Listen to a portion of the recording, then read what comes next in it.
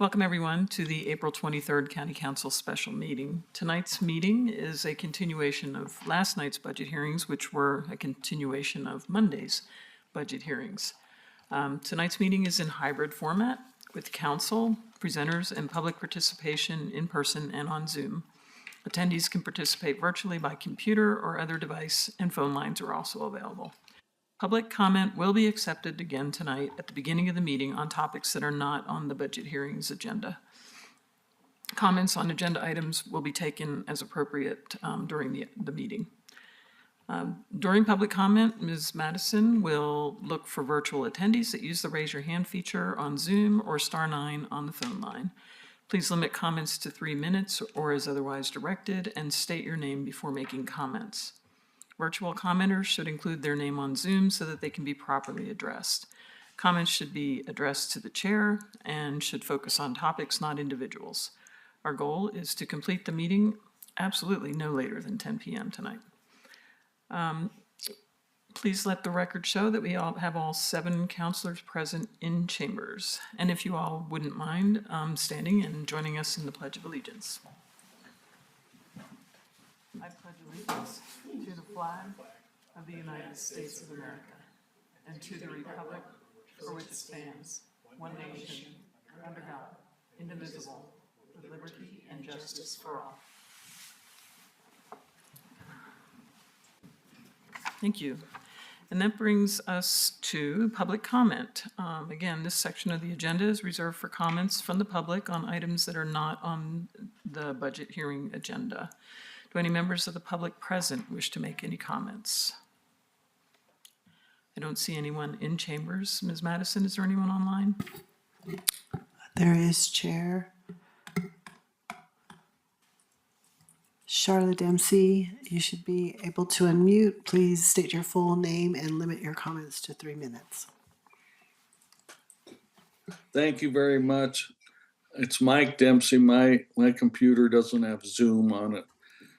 I was surprised that this meeting, the meeting for the artificial turf, wasn't more publicized, and it's not on the county calendar. It's tomorrow at Fuller Lodge at 5:30. I object to the AstroTurf because it's made out of oil. It doesn't have a clear disposal pathway, and it's displacing natural gas or natural grass that provides your oxygen and wildlife food, and it could be used for anything, but not after it's AstroTurf. It's not an ecological solution. It doesn't have a pathway to dispose it of. The European Union has already banned part of it. Many soccer clubs in the European Union have banned artificial turf, and they've banned the crumbles because every person, the crumbles that go on top, the black crumbles made out of tire black, they banned those already, and they're going to thinking about banning all artificial turf by 2031. We don't need this. We need to use the effluent from the White Rock sewer plant to irrigate the grass. It's looking great now. It's looking pretty good. And I watched Los Alamos girls softball beat the Taos Tigers yesterday twice, and on natural grass. I'm very happy to see that. And I know that the Parks and Recreation is doing stuff with carbon monoxide to kill the gophers. I'm all for that also. I'm very upset that this meeting tomorrow at the Fuller Lodge at 5:30 isn't in the county calendar. You have to dig into community development, something to find that out, and the survey's been closed. And I would encourage everybody to take a look at the last Los Alamos Daily Post, where I put a put an ad in there. Please come and attend the meeting and express your opposition to artificial turf. And, you know, I don't really care. If you want to do it uptown at Bomber Field and all that, that's fine. Don't do it in White Rock. And it's going to cost about $3 million is my estimate, just for White Rock. Thank you very much for your time. Thank you, Mr. Dempsey. Are there any other, any folks online that would like to comment? Chair, I'm not seeing any other hands raised. Alrighty, thank you. So just a reminder, yesterday's meeting ended with the CIP discussion. We have 3 primary things to discuss today. We've got parking lot items, we've got the long-range financial plan and GRT scenarios, and then final motions. So that's generally what the plan is for tonight. So let's start with the parking lot. Do y'all have a slide? Okay, thank you.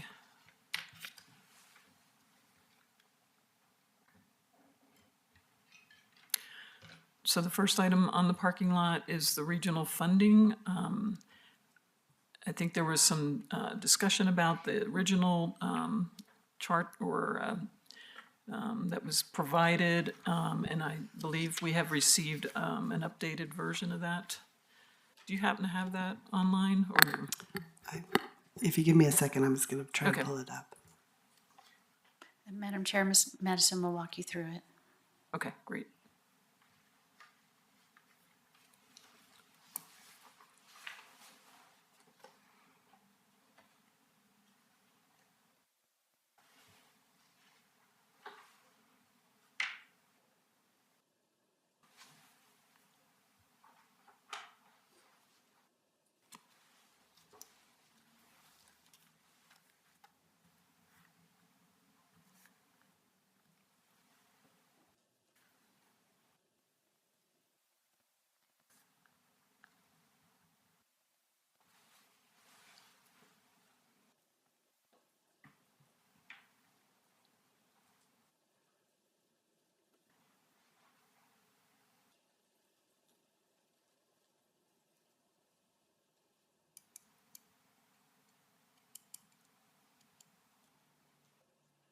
Okay, I can now share this. So,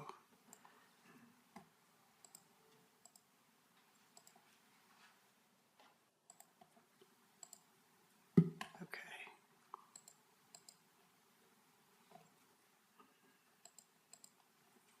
Okay. So, Chair and councilors, we did try and give you a little bit more information about this regional fund. Oh, sorry. Trying to do too many things.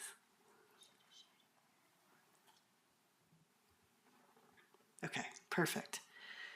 So we just reworked the spreadsheet that was in the budget presentations.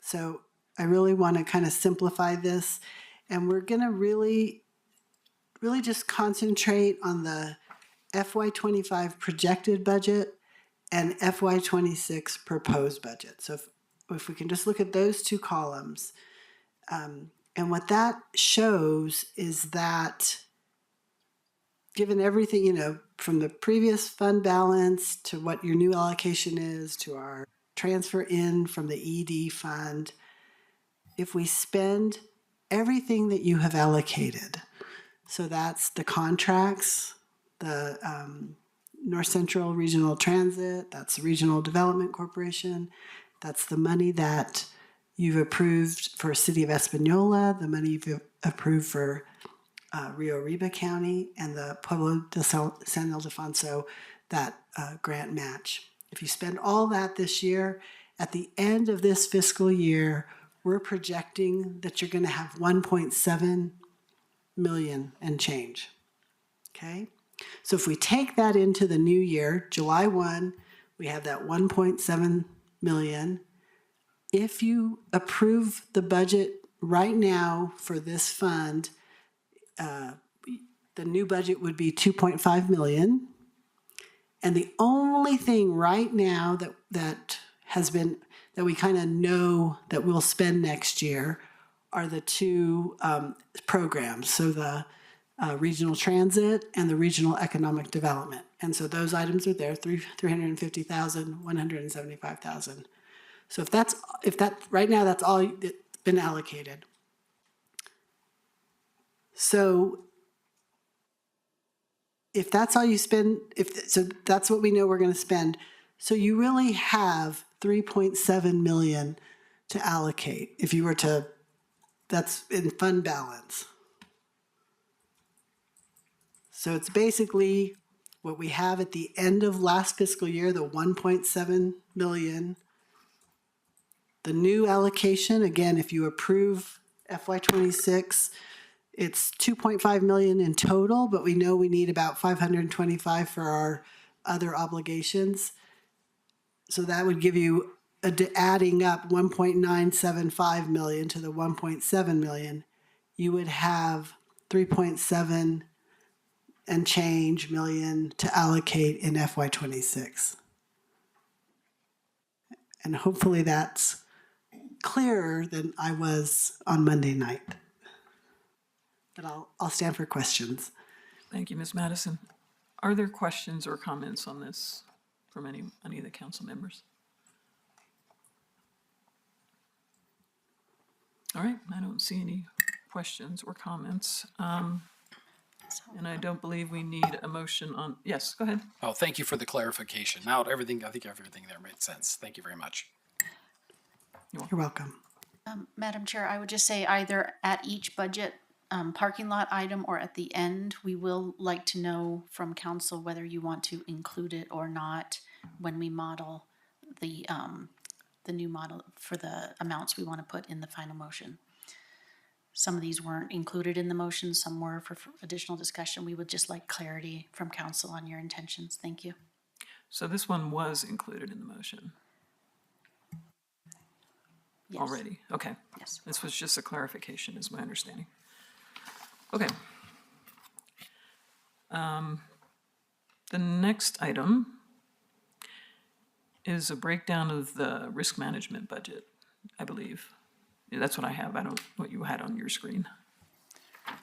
Madam Chair, I'll invite our risk manager, Victoria DeVargas, up to help with field questions.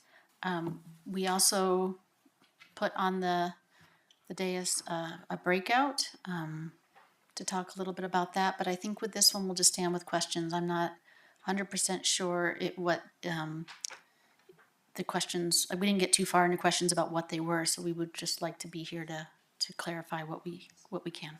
Okay, thank you. Go ahead. Good evening, Madam Chair, Council.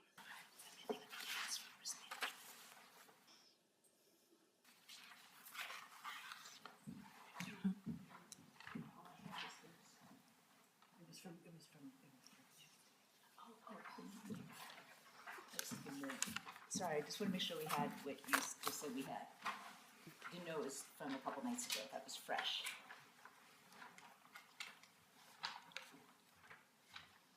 Got it. Is everybody good? Alrighty, go ahead. Madam Chair, we don't have a Oh, presentation. you don't have it. You don't We're want just to talk. standing for Okay, questions. you just want to yeah. answer questions. Okay, my bad. If there's any remaining. So, are there any questions? I believe there was just a question about what's included in the risk management fund. Is that, and I believe it was Councilor Rigor? Did you have any specific questions after seeing the breakout? Yeah, just I have a couple of questions, but not very much. Yeah, it's all, the breakout looks pretty good. So the premiums for our liability coverage are up a lot, and that's driven by which factors? Madam Chair, Councilman Rager, that is due to a few factors. So with that, the criteria that our insurance currently through New Mexico Self-Insurers Fund, primarily liability coverage is driven by payroll.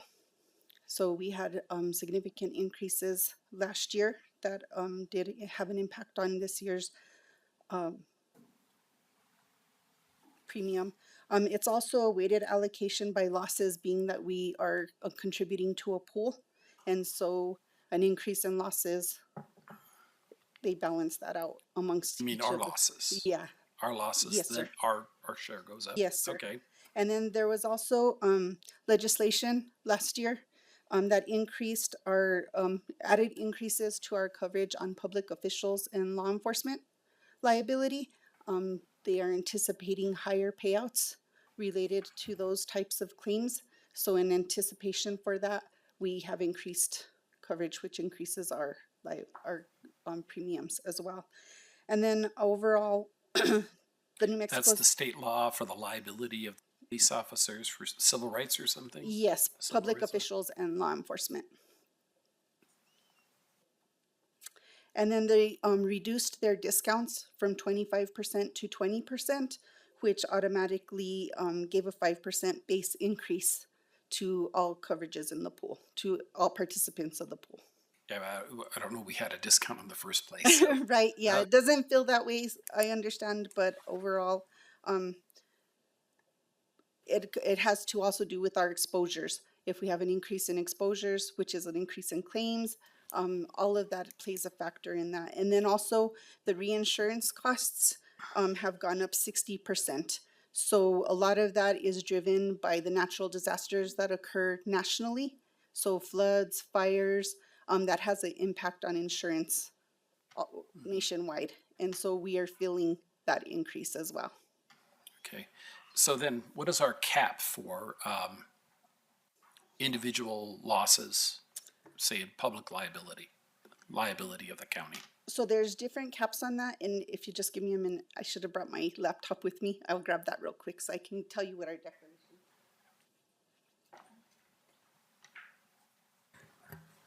Madam Chair, can I also, I just wanted to give kudos to Victoria. When I calculate IDCs every year, I see the claims, and this year to last year, it reduced from over 200,000 to 65,000. That's out of insurance that we paid out of pocket, and I just wanted to give her kudos because I know it's her hard work following up. So I just wanted to say that while she went to get her laptop. Thank you. Thank you, Erica. I appreciate that. So, Madam Chair, Councilman Rieger, with our liability declarations, on that, our limits of liability, our general liability, limits of liability per occurrence are 1,050,000. Our foreign jurisdiction is 1 million. Also here we have our emergency medical malpractice. We some of our limits of liability pertaining to that are 300,000, 400,000 per bodily injury, 750,000 per occurrence of bodily injury, 200,000 per occurrence property damage, real property for physical damage or destruction, 300,000 for all past and future medically related expenses per occurrence, and 100,000 per occurrence for fire legal liability damage. And then we have our general liability, or our property, I apologize. There's a general liability, it's much higher for public officials or something, right? Yes, and let me see if I can find that in here.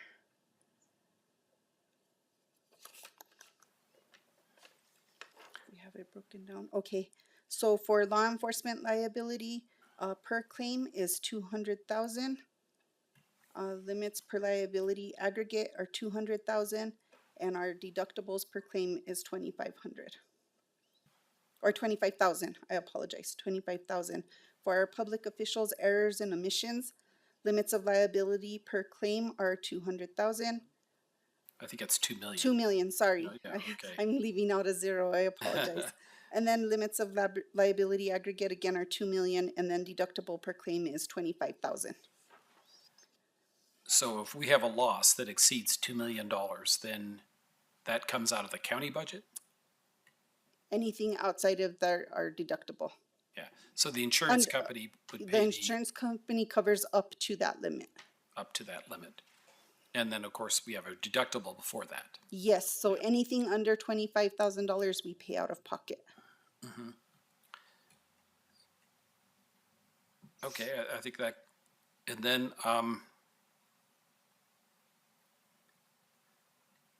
so then the number we had here of under other contracts or something, that only about $1 million of that is actually our liability insurance for our public officials and our police officers and so forth. We do have other expenses under that, any of our Yeah. contracts with our medical services that are provided for our employment physicals, our CDL physicals. We have our drug and alcohol random testing under that account as well. Those are all our contracts with our vendors in there. So the part that must have gone up a lot was before the police officers. Is that what went up? Do you really get it broken down that way? They give you one price for the whole package? It's a package based off of our experiences and those criteria that I listed. So payroll, their deductions and what they're at and what's Changes in happening. law, yeah. Yes, it does. It has this, and unfortunately, given the state of what's occurring currently, we should anticipate increases in the future. Okay, thank you very much. Thank you, Councilor Rieger. Are there any other questions from councilors? Councilor Righty? Thank you, Chair, and thank you for the detail.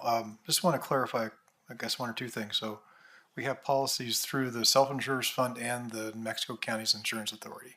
Yes, sir. We have for our property and liability, we're with New Mexico Self-Insurers Fund. For our workers' comp coverage, we're through New Mexico counties. Right. So when we look at the two different rows here on your breakout, that's the one that's workers' comp is actually the New Mexico counties. Yes, sir. Okay. Because the note says Self-Insurers Fund. And then I think so the row down below with contractual services, so it includes some other things as well, right? So the premiums are not the total amount. So as you indicate, there's some other things included under professional contractual services in that row that's above the capital outlay. So it's changing a lot. So 1.41, 1.82, I guess that's the difference between adopted and revised. And then it's up a bit for the proposed. And I think that's where you're talking about the 5%. So I don't think that the numbers have changed all that much, but Okay.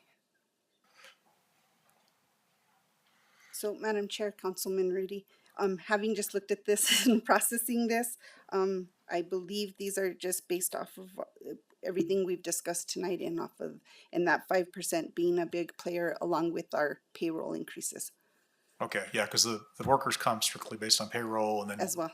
and Yes. then the property is based on a value. And I'm not sure if our values had changed much, but I know that the Self-Insurers Fund had gone out and wanted all their, insured to update their property list so that they'd have proper coverage. Yes. Yes, So, sir. okay, well, thank you. Thank you, Councilor Righty. Any other questions from councilors on this item? Alrighty, it was a clarification again. I really appreciate you providing that information. Yes, Madam Chair, Council, thank you. thank you. Madam ahead. Chair, I just want to make one more mention. There was a few years ago where our compliance for mandatory safety training was very low, especially coming out of COVID and with a lot of transition in staff. And with Mr. Vargas's help, we've brought that into almost 100% compliance. The reason I say 100%, sometimes we have employees out on leave and things like that. But I just and then weekly at our monthly, at our staff meetings, we're actually doing trainings that we sign off on, and those signatures go back to our insurance fund to get discounts, to show that we are actively engaging with our employees on safety. So just want to thank Victoria for her efforts. Thank you. All right, I believe we also tentatively approved the risk management budget with the county manager's budget. So I don't think we need an additional motion. Next on the parking lot is the affordable housing discussion. I believe this was under the Economic Development Fund. And Counselor Reddy, was this something that, do you have any kind of presentation on this? I know we received, I think everybody should have what's on the screen, showing what's in the Economic Development Fund. Madam Chair, we do not have a presentation. Mr. Osborne is here if you have questions. I'm here if you have questions, but I do recall it was related to whether or not council or the county should consider a housing fund, and it may also be relevant to the GRT discussion as well. I think that's correct. Counselor Reddy? Yeah, thank you, Chair. That's 100% correct. I don't know that we need to have any, there was no, I think the parking lot was just to make sure we discussed it relative to the GRT. And there might be some other action we have to take after budget, I think. Okay. So it was just to see if there was interest in council going forward, I believe. So you want to have the discussion during the GRT discussion? I think that makes sense. Okay, Yeah. all right. Let's move on to the next item then.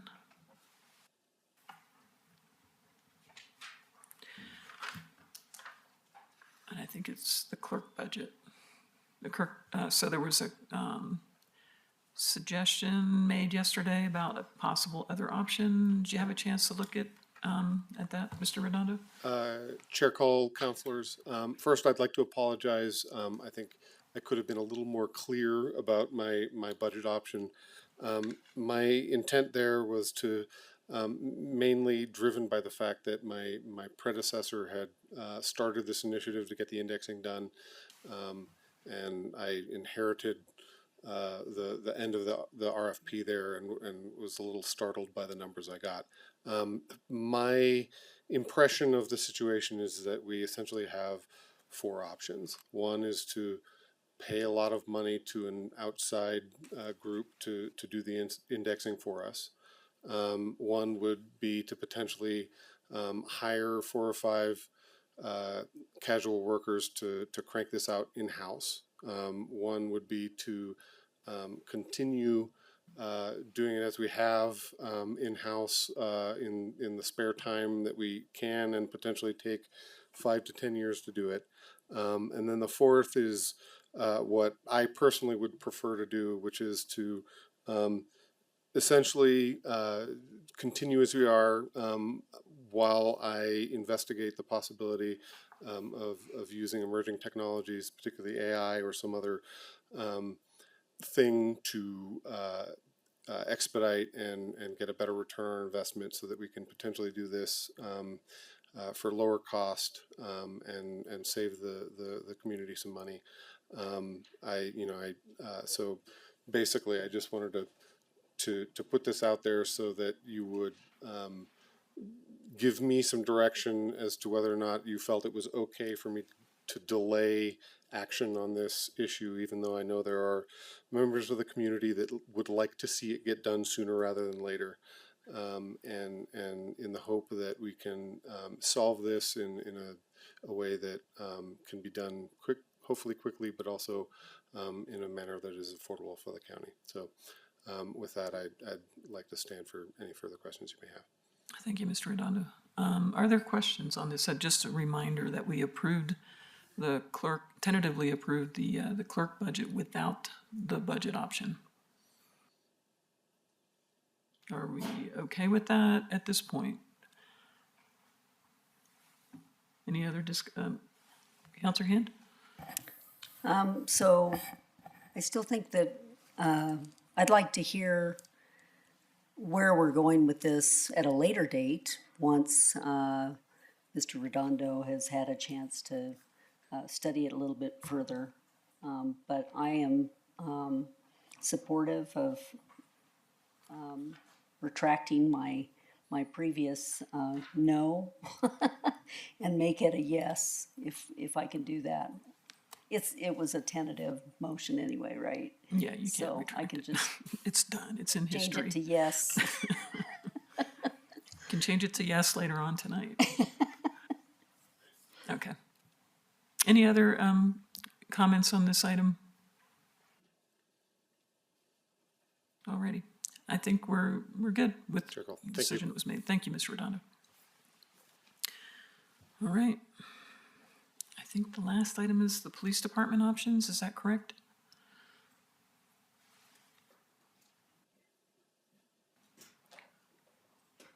So just a quick reminder that we tentatively approved the police budget with the options, but there were some questions that I believe, or further discussion that was requested on this item, on the options.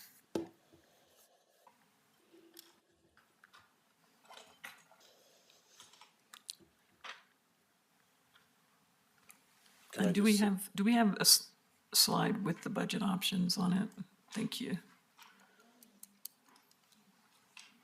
Madam Chair, as a matter of clarification from part of last night's discussion regarding FTEs, so it's 10 total department-wide, meaning 5 of those are sworn positions, 5 of those are non-sworn positions.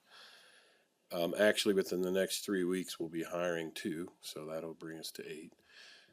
And next week, we have 8 or 9, I think now, candidates that will be interviewed on sworn positions. I believe 6 of those are laterals. And honestly, I'm very confident that in the near future, we will be nearly, if not completely, fully staffed. Thank you for that. Appreciate it. So that was a question that came up yesterday. There was, I believe, Councilor Rigor and maybe another councilor may have wanted some more clarification on the options. Is that correct? Councilor Neil Clinton? For me, it was the 300,000 for the speed cameras.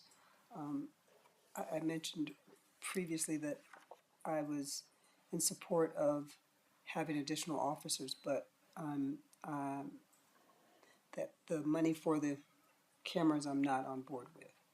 So it's my understanding that because 7, 8, and 9, I believe that's what they are, 8, 9, and 10, I'm sorry. Items 8, 9, and 10 is what we actually parked for discussion for tonight. That for me, to roll that 300 in for the cameras was my sticking point. Okay. So I would say yes, but to remove the 300 for the cameras. That's the sticking point for me. Did you want to make a motion to do that? If that's the protocol, yes. I believe that would be, I mean, we can see if there's support for it from the rest of council. Did Councilor Rieger have something different? Because I knew that his had something to do with it. Yeah, I would, in general, I think that we should, this is getting ahead of itself when we have, 10 vacancies in the department. I think we have quite a bit of catch up to do. And I guess he hopes it'll be easy, but I'm not sure it will be that easy because people are also leaving as fast as when you bring them in, the other people leave. So I think getting our staffing back to where it should be is the big issue. And this is kind of getting ahead. All 3 items are getting ahead of where we actually are. So I would, I didn't want to approve any of the options. Okay.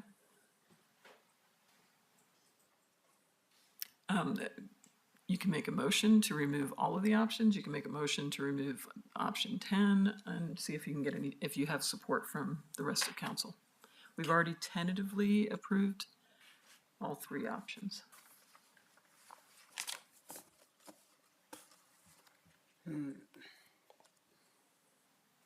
That's why I asked that question yesterday.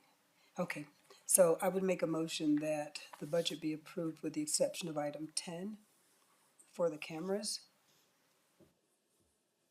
Okay, is there a second?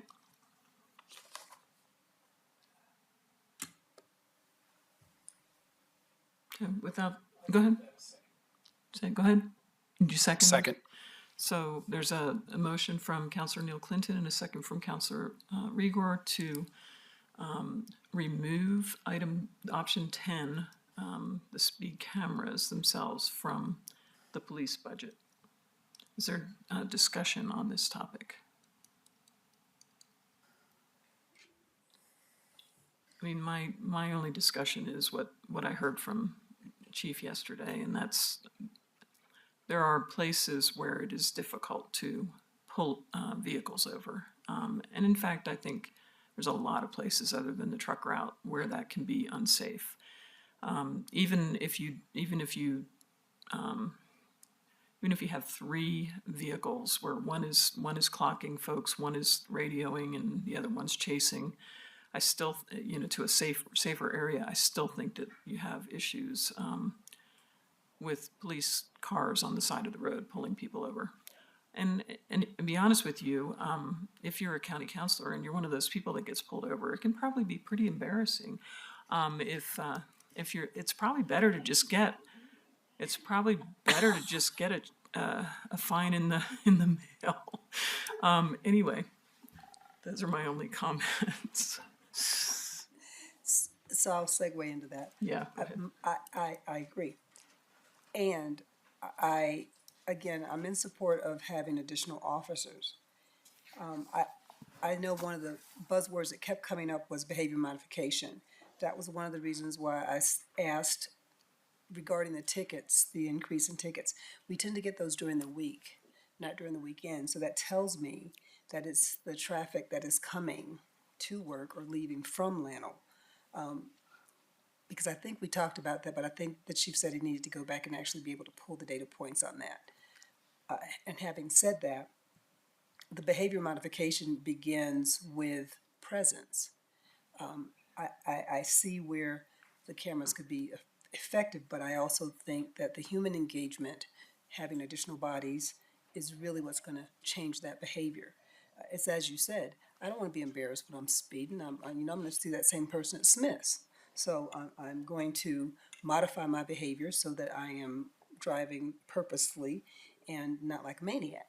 The camera is, and again, it's one of those things, if it's there and you know it's there, then they're going to behave and they're going to do the right thing. But the minute they're out, it's like a child. The minute they're outside of their parents, they're probably going to, do things that they normally wouldn't do. So, like I said, I support the bodies, not necessarily the cameras. Any other discussion? Counselor Hand? I have a question for the chief. I'd just like to know that if we institute this program with the speed cameras, will we have updates that, talk about any issues with the program, how it's implemented, or its success, just overall performance? And if it isn't working the way we had hoped it would, then we could possibly have the option of maybe looking into other alternatives. Madam Chair, Councilor Hand, absolutely. I could certainly put together some sort of reporting mechanism, can return in front of council if that's what you wish. And I agree, we want to use, a multi-pronged approach to this issue because we feel we need to effectively address it. And as we continually do, we evaluate our process, we identify gaps in services, we whether that's a new program, whether that's a certain piece of technology, whether that's something that enhances safety, we're making those types of assessments and changes all the time. So if this program truly did not work, we wouldn't continue to put resources into it. On the other hand, let me say I wouldn't support it if I didn't think it wasn't going to work. Right. But, and remember, I'll be happy to come in and provide stats and all that. But what we're really talking about, again, behavior modification, right? Prevention. And so it's going to be hard for me to quantify I mean, we do have some baseline data, and we're hopefully going to be able to show that the percentage would be lower. But in terms of did we stop a fatality because of these cameras, I'm not going to know the answer to that. Right, yeah. I just think it would be helpful, especially because it's a new program, you know, just to see, is it going the way we anticipated it to go, Absolutely. you know? And, you know, if there is something that isn't working, that, you know, we can readdress it at a later date and, you know, try to fix it to where it is better. Yes, ma'am. I agree 100%. Okay. Thank you. Any other comments? Go ahead, Councilor Weaver. So my view of this whole kind of thing is, the lab didn't meet their responsibilities when they hired all these people, and now we have a lot of crowding on the roads, and it turns into this proposal. But in the end, I mean, it's doing the transportation and the housing is something they had to add. You know, build another highway, improve transportation, so we don't have this jamming of people trying to come down very few roads in a very small community. Or if we just had more housing in town. But all of those things were burdens on the lab, which they didn't do what they need to do for us. And I hate to turn this into a burden on our citizens to keep up with the missing highway the lab should have built to go with all of their expansion. They did not do what they should do. And I hate to see that turning into, and now it's a burden either way. We've had a lot more accidents lately. But the lab should be, we should hold them more responsible for doing their work. And they put all these people out in the middle of nowhere without an investment in all the stuff we need to go with it. We need better roads and things of that type. So either roads or housing. And if they didn't do that, then I hate to turn this into something that's aimed at our citizens, and especially since I'll probably be the first one caught going up the hill, because I'm the one who shows, we have these terrible jams in White Rock, and I'm trying to get to a meeting, and after you get out of the jam, we have to try to make it up somewhere, and I'll know I'll be the first one with a ticket, I promise you. Anyway, I think it's something that the lab should be taking care of, and I don't want to do it for them, but thank you. Thank you, Councilor Rieger. Councilor Herman? Thank you, Chair. I would agree with Councilor Rieger. The roads were not meant to handle these kinds of numbers, but it is what it is at this point, and I'm in favor of the cameras. I went home last night and looked at this information that you gave us, and I was just horrified by it. To think that there are people out there driving 90 miles an hour. We've got to do something to change it, and I think this is a good place to start. Thank you. Councilor Herman. Councilor Haveman? Thank you, Chair. Just a couple of thoughts. We're not the first jurisdiction to try this or implement this. This has been already done for data-supported reasons in hundreds of jurisdictions across the country. I think that our police department has given us a lot of due diligence in thinking about it over this past year. I don't think this is something that they just had a knee-jerk reaction and said, let's spend more money and let's do speed cameras. I think this has been brought to us in a thoughtful manner. I think that more people are under duress about traffic safety in our community than they are about their tax dollars going to something that's helping to maybe have an impact in a positive manner. I don't really see the downside of giving it a try.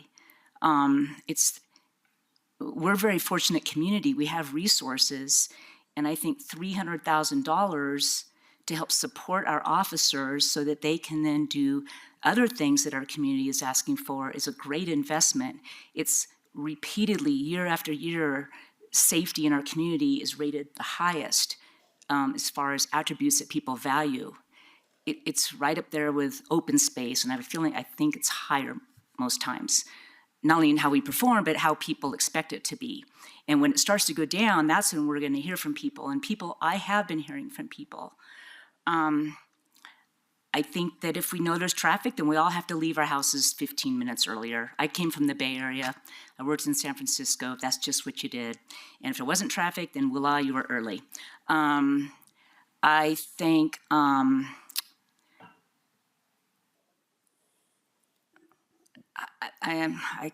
apologize. I really just want to support our police department in this request. And I think that we should that we need the entire package to make this a good effort, so that we can get data that is valid versus trying to kind of skim around it. Thank you, Chair. Thank you, Councilor Habman. Councilor Reddy. Yeah, thank you, Chair. Thank you, Chief, for being here again. This isn't an easy problem to solve, and I really appreciate when we had the discussions, last year after we had fatal crashes, that you looked into this, and I was pleased to see that you got some information. And I don't know if it was my own personal thinking that more tools we have inherently seems better. And I already mentioned, so it is all lumped GRT, but it's because of DOE. So we were actually able to help out DOE, I think, by using some of the GRT to help address a problem. They understand they have a problem. They're working it from their side. And if we're trying to enforce the laws on these roads, I think we have to have, appropriate tools. And I don't know. Yeah, the more officers ideally might be better, but this is a way to do it such that then, people get notified. The speed camera plus the ticket hopefully will change people's behavior. And they can't be omnipresent. They can't be everywhere, but they can be certain places, and they're movable. And I talked to people at their doors that was in neighborhoods where they complained about, people speeding. And I think that's what we've heard from even the pedestrian master plan, is that there are concerns more broadly than just a couple of people I might talk to at their door that are worried about, speeding and, being safe out walking. So I don't know. I understand the concerns that are raised by the public when we had the discussion about the cameras, how accurate are they, but, we have examples where these have been implemented. We've already heard that. Other counselors mentioned that. So we're not the head of the curve. These are different than some of the other initiatives in the past that are no longer be done, like the red light cameras. We're not doing that. So this is a speeding camera, and I don't know. We have the data sitting right in front of us. So I don't know. We don't have a lot of other options here, right? We can't have police everywhere all the time. So I think if they're there, they're not doing a lot of the other things that we heard community members ask for, patrols around the community. So I agree this is an important issue. Pleased we're having some options brought to us. There's also the engineering options on some of the roads too. We can look at that. It's not our road though. We can't do that, but we can assist with this fairly readily. And I just think it's the right thing to do now, and we will never know if it could work if we don't purchase the cameras. Thank you. Thank you, Councilor Reddy. Okay, Councilor Habman, I'll let you have one more comment. Sorry, I remembered what I was going to say. On the behavior modification part, I understand. I hear your concern, but I think I think these. In my reading about this, it's not just about getting the really egregious repeat offenders who speed a lot to change their behavior. It's also just about all of us who accidentally are more than 5 miles over just by accident, just by habit, just by kind of staying with the flow of traffic and or running late. And I think that these cameras, they will serve as reminders. And I think that's the nudging of behavior that I'm is part of the desired outcome of this program. So I just wanted to throw that in too. Thank you. Thank you. Any other comments on the motion? On the motion? Yes, Councillor Han. So you talked about how you would measure performance or how you would, and I think basically you could just show us data in the same areas where you showed us tonight or yesterday. That would be one way to compare. How have things changed, since the speed cameras were implemented?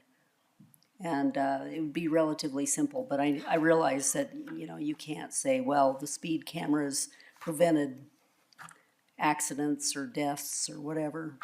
That's a little bit more difficult to assess, but something like that I think would be simple. I would be happy to see something like that, just to see if we're noticing change.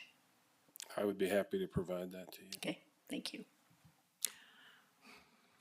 All right. Does everybody remember the motion? It was about 15 minutes ago. The motion is to tentatively approve, change our tentative approval on the police department budget to remove option 10, which is the speed cameras. And any other discussion on this? All right. Could we have a roll call vote, please? Counselor Rieger, Yes. Counselor Cole, No. Counselor Haveman, No. Counselor Herman, No. Counselor Righty, No. Counselor Neil Clinton, No, Counselor Hunt, wait a minute, yes, yes, yes. Counselor There we go. Hunt, No. the motion fails 5-2. Okay, let the record show that there were two in support of the motion, and Councillor Righty, Councillor Haveman, Councillor Cull, and Councillor Hand, and Councillor Herman were opposed. All right, are there any other discussions or motions as a result of this budget option? Last chance. Councillor Herman? I move that we approve the budget with the 3 budget options. Well, we already did. Well, we've already tentatively approved it with the 3 budget options. Okay. Yes. All right. What I was referring to was anything, I was looking at Councillor Rieger because he had said earlier that he was wanting to approve it without the budget options, but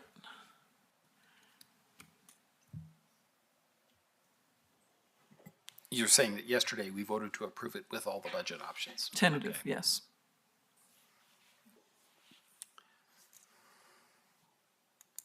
All right. All right. We're moving on. Thank you very much, Thank you. Chief. So we are now down to the long-range financial plan and gross receipts tax discussion scenarios. It's okay.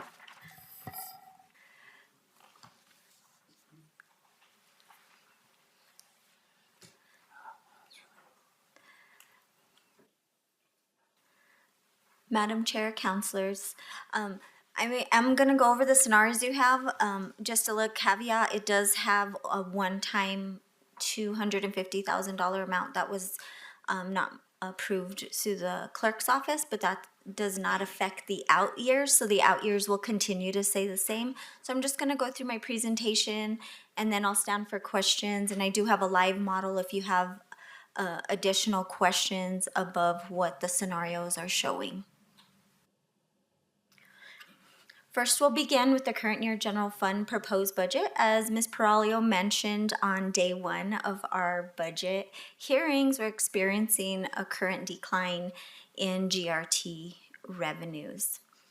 As an overview of the FY 2026 proposed budget, if we include the current proposed budget options, currently will be expenditures will exceed revenues by about 18 million, but because of the of the influx of additional GRT in 2023 and 24, we have sufficient fund balance to support the FY 2026 budget.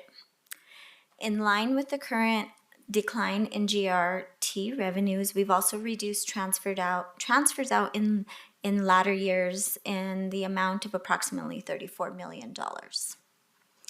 In order to maintain our reserves in line with the long-range financial plan and our reserve policy, a $0.25 GRT was placed in our 10-year projection effective July 1st, 2026, which is FY 2027. And it must be adopted to maintain operations and support our long-range financial plan. Next slide, please. In your scenarios, we have 4. Please note these are estimates based on our current GRT revenues. So now we have a new baseline, which is much lower than it's been the last 2 previous years.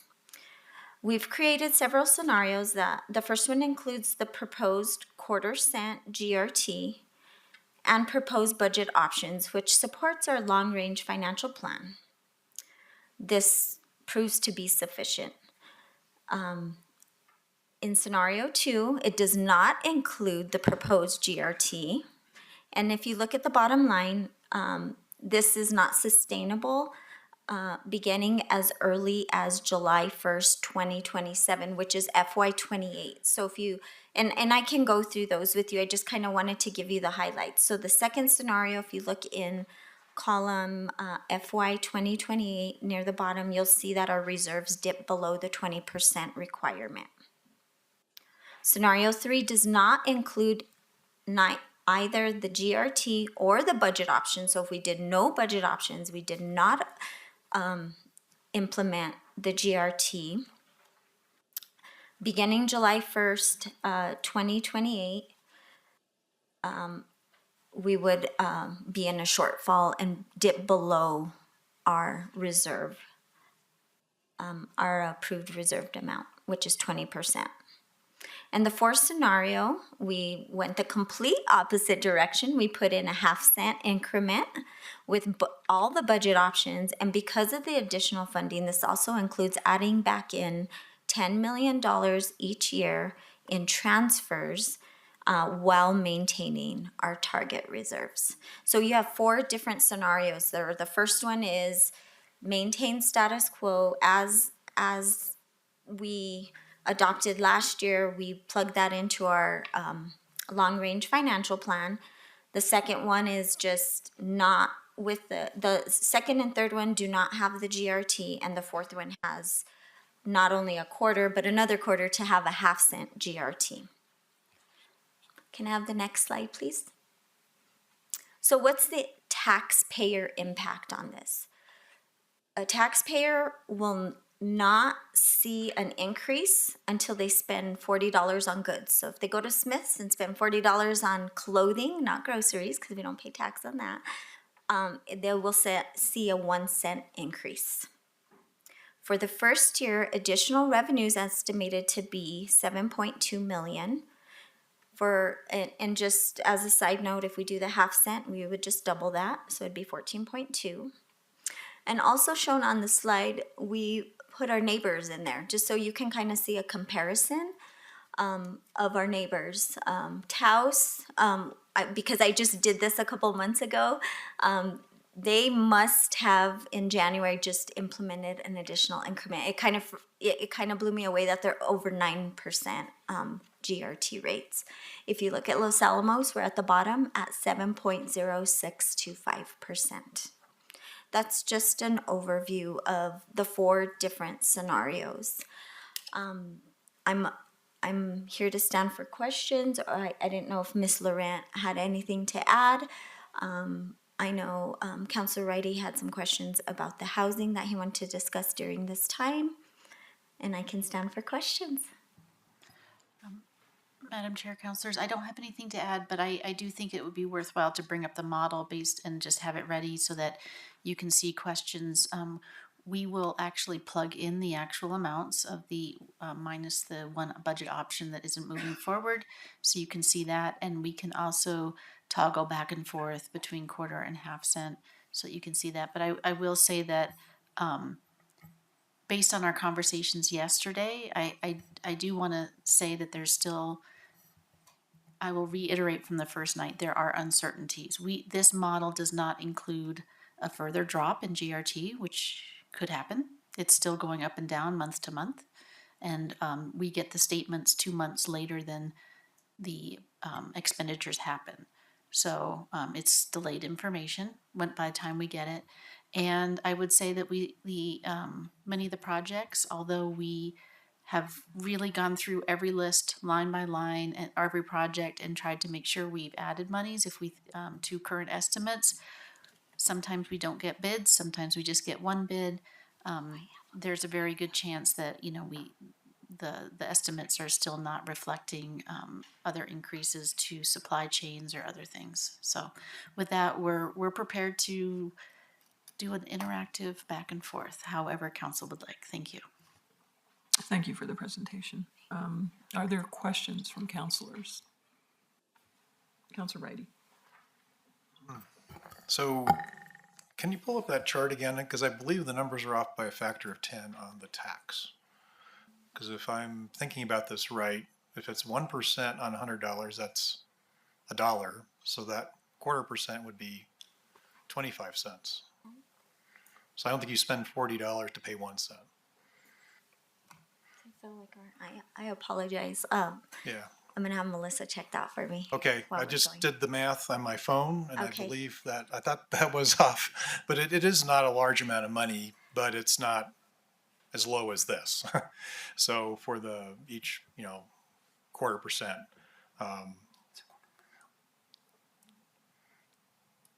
The numbers are quarter per mil, not, the numbers here are quarter per mil, but you meant 1/4%.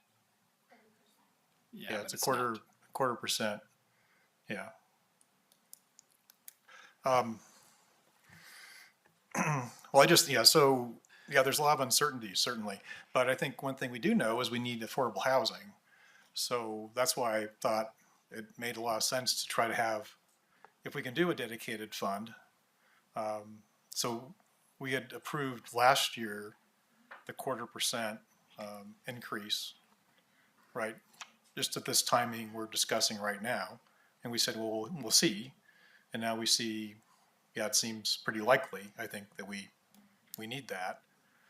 But if we had an additional 1/4%, then that would provide, certainly could do lots of different things. But I think having the affordable housing fund available would help everybody. Because as I mentioned before, the taxes are paid by everybody, but it's primarily paid by one large taxpayer. And I think they've indicated, yeah, they would like to see more affordable housing. We talk about getting people off the roads. It seems like there's a lot of benefits to having that fund. And I understand that we don't have any increments we've gone away from having increments that are dedicated to particular purposes. So but we can, I think, create an ordinance that would do that. Of course, that could be undone by a council in the future, but there could be an ordinance to set aside those monies every year that then could be that backstop, I think was the terminology, another, the funding source for those projects. So I just thought, when I heard about that, I thought, well, let's think about this, so as opposed to having to raise it twice, or we could raise it once for the 0.5%, and then with the plan to have that dedicated. So it seemed like a pretty good thing that we could do for helping to solve that problem. We have trouble with the other big thing is local business, but we have anti-donation issues there. So, but even having more affordable housing, I think, would help local small businesses too, depending on how we do it, right? If they're income qualified, like we just did that project. So I just thought it seemed like a pretty good option to think about. I don't know that functionally what we're going to be putting in the spreadsheets tonight, because the monies are just flowing to other places right now with the 0.5%. But we understand, I think, that there are monies that could be dedicated to housing, which is my suggestion. Madam Chair, that is accurate. We don't necessarily, it doesn't change the final motions. However, we are asking tonight for direction on what to bring back. So that's why we wanted to have this conversation. And Ms. Thomas is prepared to kind of show you how the 1 cent is accurate if you want her to walk her through what Excel is telling us. So. Sure, go ahead on that, since that was the first question, I think. So just real simply, our current rate is 7.0625 times $40. So the tax would be 2.825. And if we increase it by a quarter cent, it'll be 2.835. And that's how I got my 1 penny. Well, it's not a 0.25% because it's only 7%. So a 0.25% is it's over 1 digit, right? Let me double check that. I feel pretty confident about it, but we'll look at it one more time. Yeah. Well, I think, let's, if you want to. You move the increase over 1 digit, that's okay. It's just a little, that's. Yeah, the difference between 7.08, because that's 7%. So 7.1%, 7.1%, they're the same number.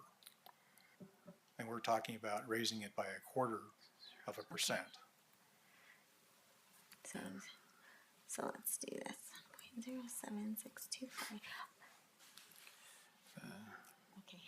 We'll come back and we'll do the math again and just come back and just to make sure we have it correctly. I see what you're saying though.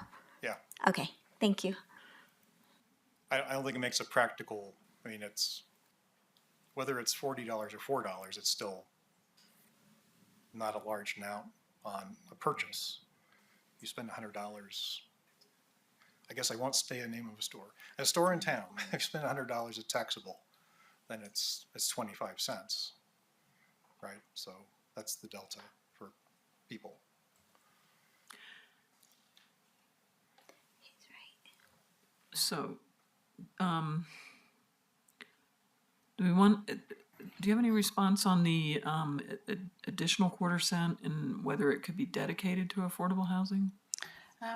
Madam Chair, Councilor Reddy, these are unrestricted increments that we have available to us. So the ordinance that we would bring back to enact them is an unrestricted ordinance. However, I think what I understand Councilor Reddy is asking for is maybe an additional ordinance that would run parallel to basically express the intention of putting it into a certain fund for a particular use. That ordinance certainly could be, it's a local ordinance, it wouldn't be a state law or anything, and it could certainly be changed in the future if their circumstances are different, but we would have to work on, when we come back, exactly what the ordinance, we work with the attorney's office and on what that would look like. So, generally speaking, since we're looking at, I think, an additional 7.2 million, with a 0.25 cent increment. Right? Correct. At our current level, it would be around. Yeah. If it drops, it'll be less. But that would be basically 7 million or so a year, plus or minus, going into a housing fund. Yeah, that was, and I thought that certainly affordable housing, and it would build up. I think depending on how we would use it, it would be then available to, maybe I don't know if you want to bring up anybody else to talk about the kind of things we could do if we had a fund like that. Might be helpful. There's somebody that knows about affordable housing out there. Somebody going to maybe move around.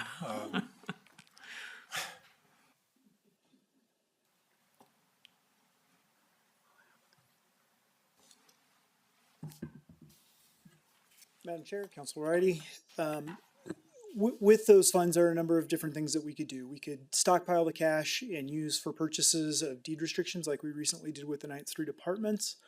That's also money that if we wanted to do a larger project, we could use it to backstop bond financing or other sources of financing that we would then pledge for repayment of those bonds.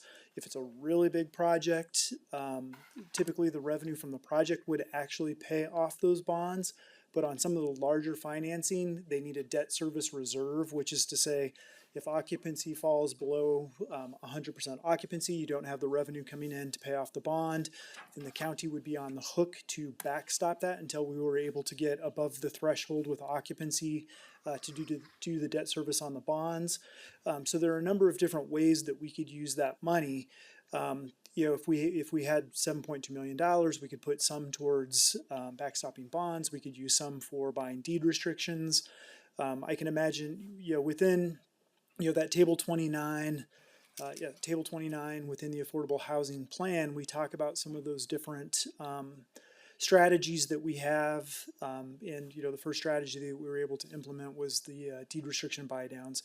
So there are some programs that we can do, but the big thing with the larger projects is that we have to have something to pledge against debt or for bond repayment.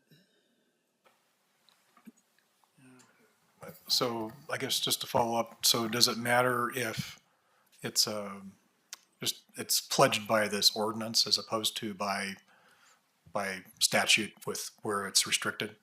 Right. When we start talking with our development partners, they're going to say, hey, our Raymond James, our bonding agency wants to know how you're going to repay these. And we can say, we have an ordinance that pledges a 1/4 cent GRT and we're bringing in $7.2 million a year. And we're going to use, some amount of that as the backstop on this. And then we write that into the agreement. And then we would be able to use that, effectively leverage those dollars because there is a dedicated source of funding for them. And I think that also gets us around then some of the other issues of having to dedicate them, yearly allocate them through the budgeting process if we have this in place.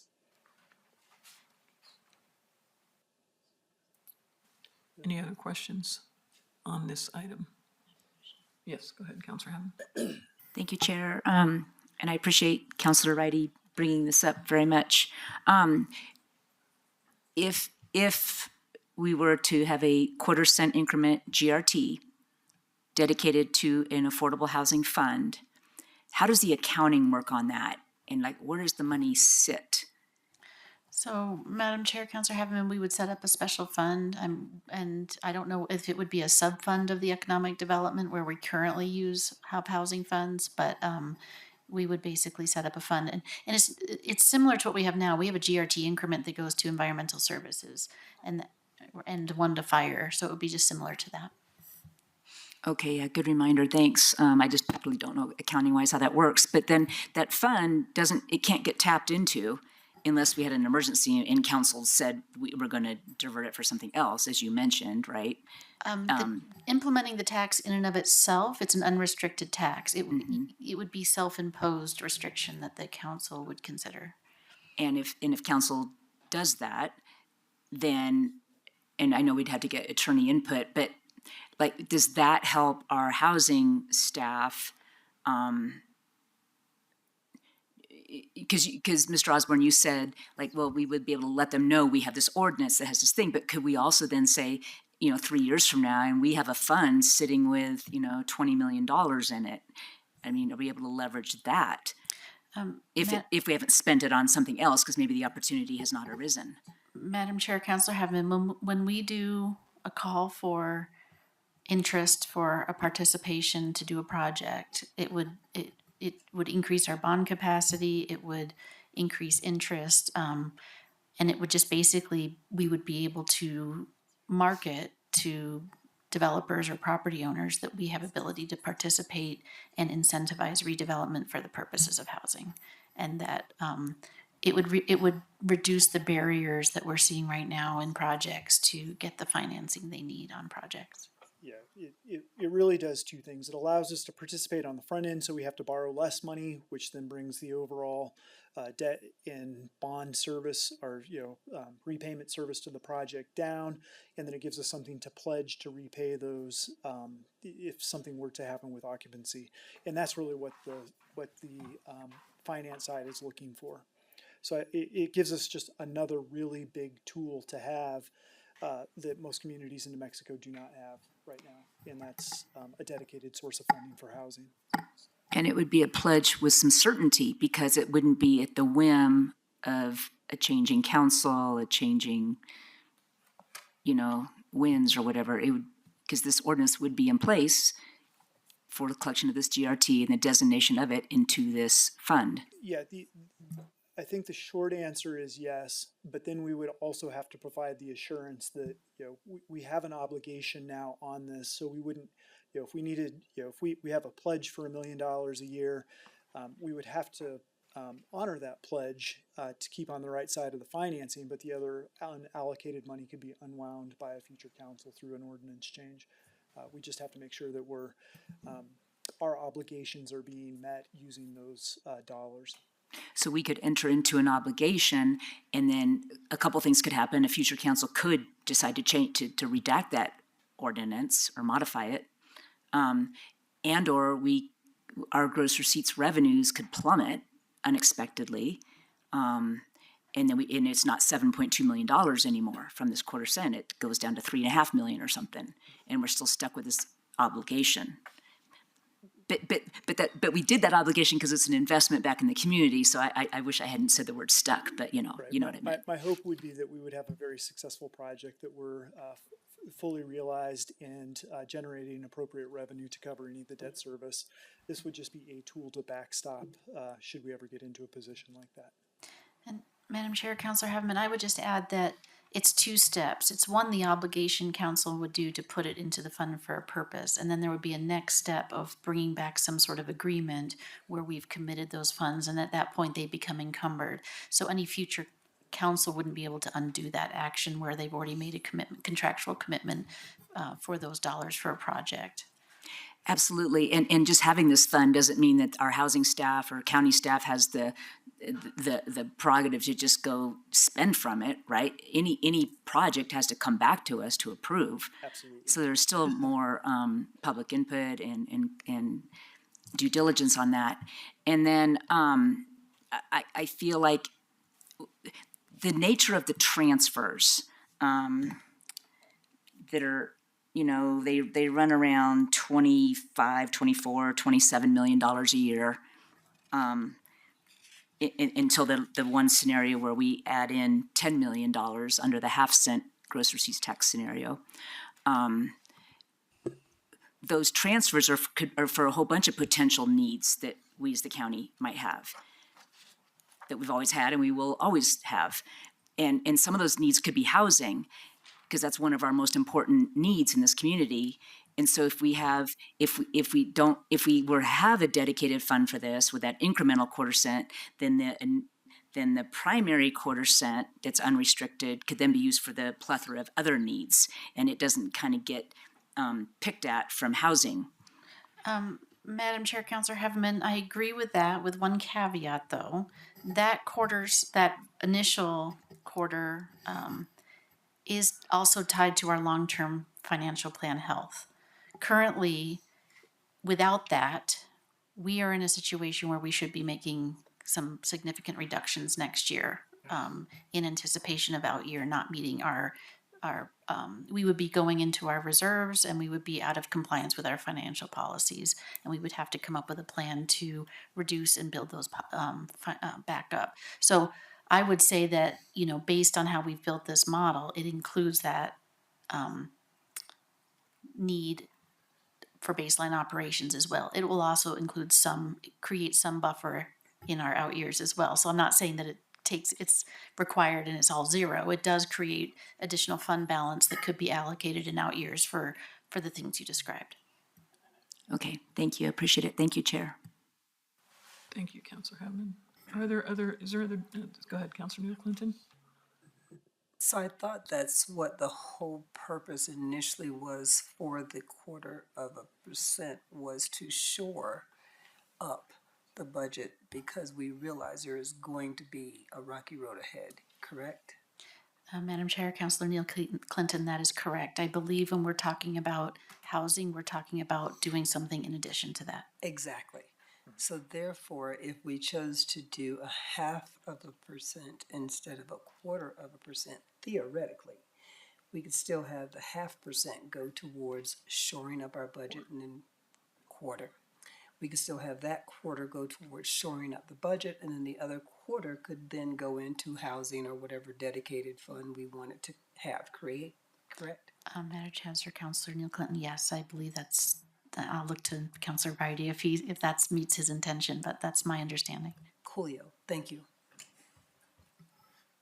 Is there other discussion on the possibility of an additional increment for low-income housing?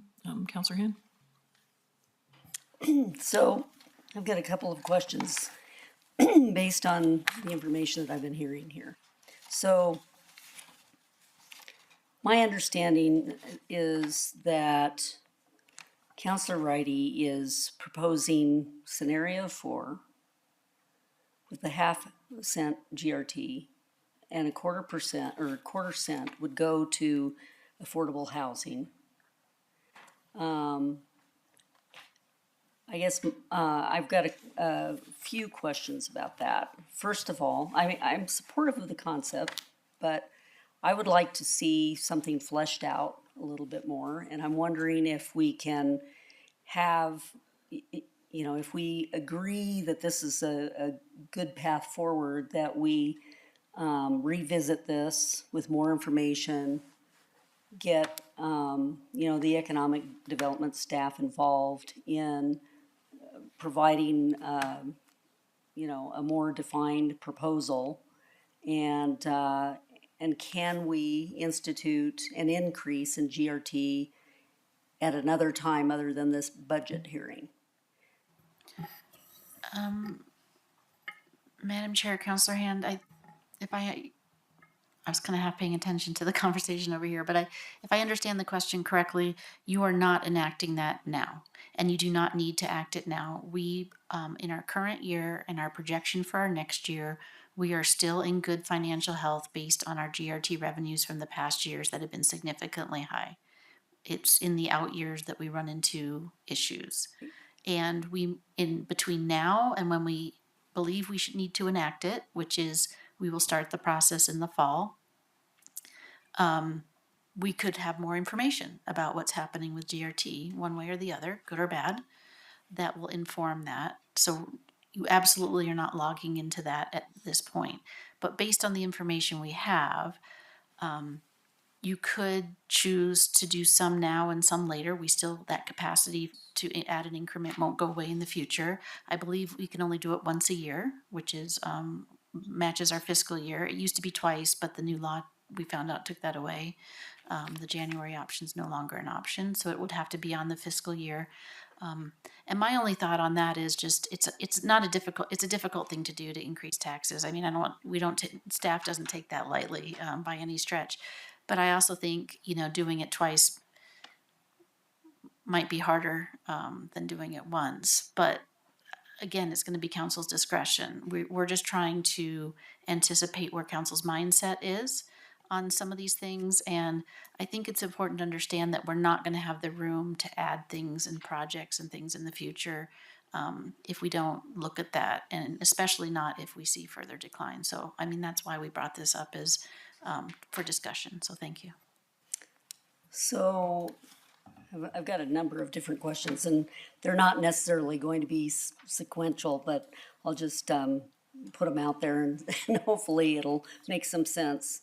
So my understanding is that we already approved a 0.25 cent increase, and it was going to occur on July 1st of this year. Madam Chair. That was from previous budget hearings. Madam Chair, Councilor Hand, it is not approved until council approves an ordinance. It was just built in. council just approved building it into our long-term model rather than giving different guidance. So any of the GRT increases that we approved, like within the last couple of years, those have already been implemented? No, Okay, they were discussed. okay. This started several years ago when we anticipated reduction of GRT. It was anticipated and looked at as a half cent at that time. Uh-huh, And then council incorporated that into the budget. And then because our revenues kept going up, council decided that it was not the right time okay. and it was pushed out. And then last year we continued and reduced. And then we kept that last year in the budget hearing in the same timing. So it's probably been 3 years, but council has not enacted any GRT increases. It's just been an ongoing discussion for the long range financial health because we knew this time is coming, and this was the initial timing we thought it would happen, and then we thought it might happen later, and then it got moved back up. So Okay, thank you. I appreciate that clarification. So I'm also wondering if if we are going to see a decrease in GRT, like, what we're seeing now. And so we need to have this increase, by a quarter cent, half cent, whatever, to just stay even with, a healthy budget based on some unknowns that our GRT may be going, the overall accumulation of that GRT is going to go down. That we're just not going to get the money that we had before. So we need to generate more money by having an increase in GRT. With that said, if we want to do the affordable housing fund, we would need to increase it even more than half cent.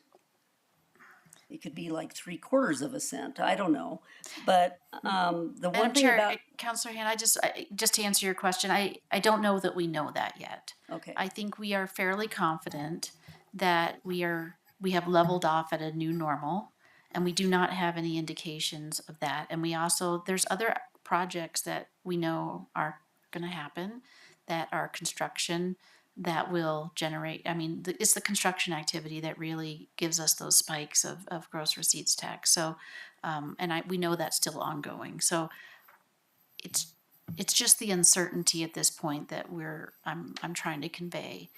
At this time, we think we have leveled off, and we are not being.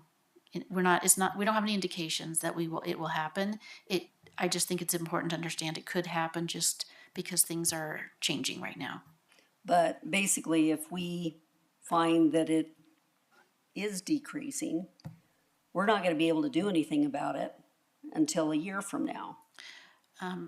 Madam Chair, Councilor Hand, that's what our financial policies and reserves are really all about. When we talk about why we increase our reserves above what's required by the state, we don't do the minimum. We have a policy of the 20%, and that is really it's nothing new that we weather the ups and downs of the spending, and we see significant ups and downs, and that so we will have time to adjust. I just think that if council wants to implement a GRT, your opportunity is really like late fall, early winter to get all the ordinances and things done for an implementation of a July 1, and that you'll have that opportunity each year to consider. And we do have capacity beyond what even we're talking about here.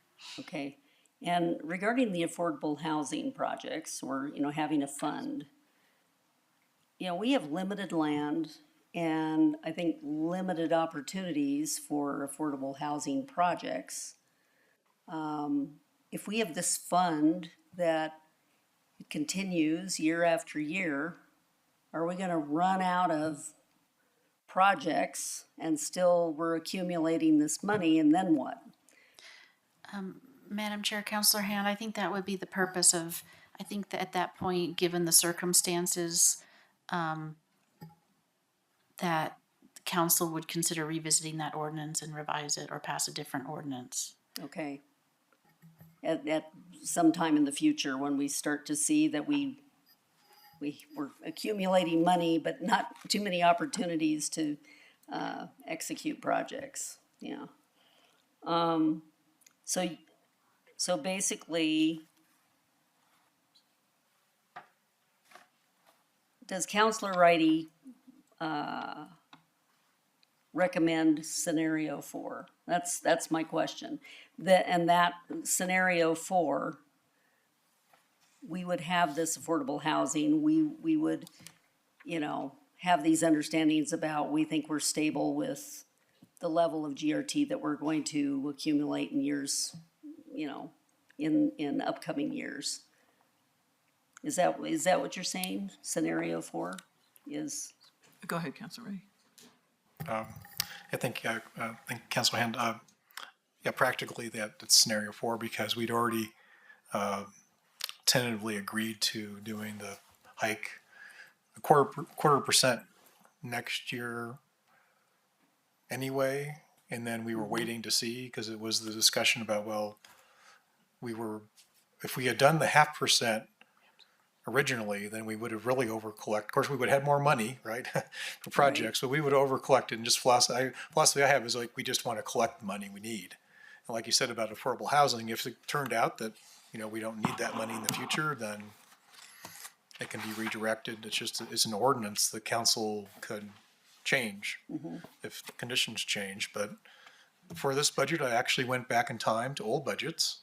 One of the problems that was in, I think, the 2009 budget was there was this chart going, reserves were going, straight up every year because they weren't spending the money. Right. So they decided to lower property taxes. And then a couple of years after that, they had to raise them again. Because if that's what this chart is, that showing the long range trend in GRT. It certainly had like 4 years in a row of a decrease in the past. Right. So I think everything is given, subject to what actually happens. And we'll know more about this last year. But we do have, in terms of what all the sheets start out with, I think $35 million or $34 million is the actual reserve, not what's above the 20% for next year. So we have and that's that's general fund. That's not like other funds. So I think that's 34, I guess, rounding down. 35. It's on the first I don't have it in page. front of me. I apologize. It's the first, it's the unassigned, $35 million. 34.9, $35 million is the number. And that'll change. It won't be that once they close out the year. And we'll see where we are. But I think given the rate that we can do projects, we have limited land, but people will want to redevelop. This will be an option for people to do that as well. It's not just all greenfield land. We don't have much of that, but it just seems like I got very intrigued by this as an option, because it's been a long-standing goal for us to work on housing, and a lot of people want us to target the affordable range, not market rate. And it is something with our ordinance that we can do. And if we had this fund, so that's why I thought, as opposed to what we looked at, a 3 years ago, the 0.5% that was general, that was not going anywhere targeted. To me, it makes a lot more sense if we have 0.25%, and that basically makes the finances, the long range protection work out. And we've taken some stuff out that could be put back in, but I think the affordable housing to me is a pretty critical need. And we have a number of other projects that are already on the list, capital projects, I think that we will have to address in the future, near future, right? But this just seems like this was a long-term way of looking at this problem, as opposed to just trying to have funds from the general fund each year. If we could dedicate a part of it, so that was functionally, it's the 0.5%, thinking that we need the 0.25% to stabilize, and then we have this other funds that could be available. And if it's the $7 million a year, that adds up, right? So I think we're not going to solve the problem right away. I mean, been on council for, this is my 7th budget, right? Only one more to go. So we've been trying to address these problems for a long time, and they're very difficult to address. So having this fund seems like a really powerful opportunity for us. I agree with what you're saying with the proposal. I'm just wondering if we, instead of saying that it's only for affordable housing, that we just say it's for affordable and workforce housing, because workforce housing isn't, I mean, you have to apply for affordable housing. You know, it's a particular category of housing, and not everybody, there are a lot of people in the workforce that can't get into affordable housing because they make too much. Yeah. But they don't make enough to afford the housing that we have now. Right. They're like in this, difficult gap of where we are with housing.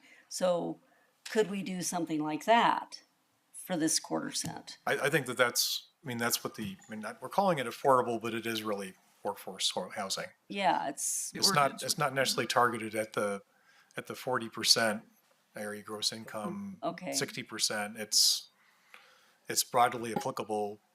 Madam Chair, Council, if I might, we would be targeting any of these dollars as per the Affordable Housing Plan. So it would be effectively folks making 120% or less. We would be able to target that broad range of folks. It could be something other than deed restrictions. It could be our ADU stock plan. It could be incentives for folks who build an ADU to help them offset the cost of that if they make it available for somebody making 120% of AMI or less. It could be partnering with local developers on an expanded home buyer or down payment assistance program. So there are a lot of even sort of smaller niche projects that we could work on that would target more of that missing middle, not just the sort of the low and the very low income. We would be able to have a pot of money to work on some of those other programs. And I really do have a portfolio that's listed in those last few tables in the Affordable Housing Plan that sort of outline those programs. And I'd be happy to talk about those at some point when appropriate. Well, I am very supportive of that concept. And, I have been attending all sorts of meetings from, regional meetings, local meetings, et cetera. And everybody is targeted that the problem is housing, this would address that. So I support scenario 4. With this caveat that we would be using 1/4% of that to build this fund. I think we need it. Thank you, Councilor Hand. Go ahead.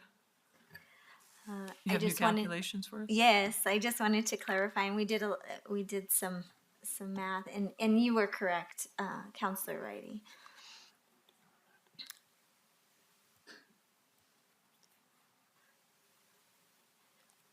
So we did the 2 different scenarios that you're speaking of. So we based it on $100, which is a little easier to look at. Yeah. Thank you.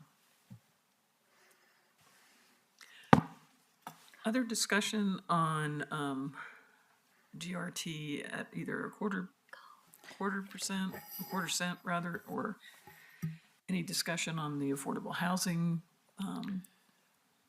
proposal?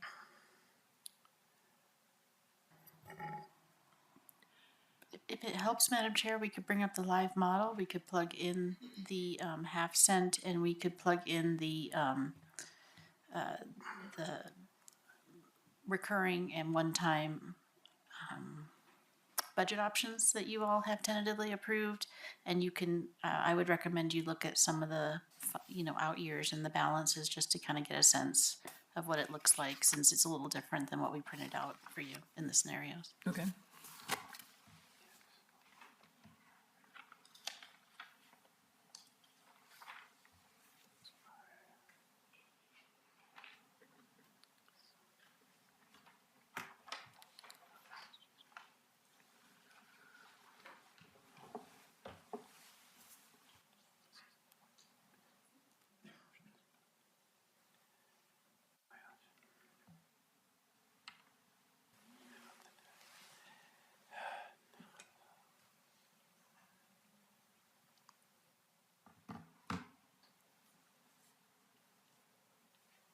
Give me one moment, I have to reconnect it.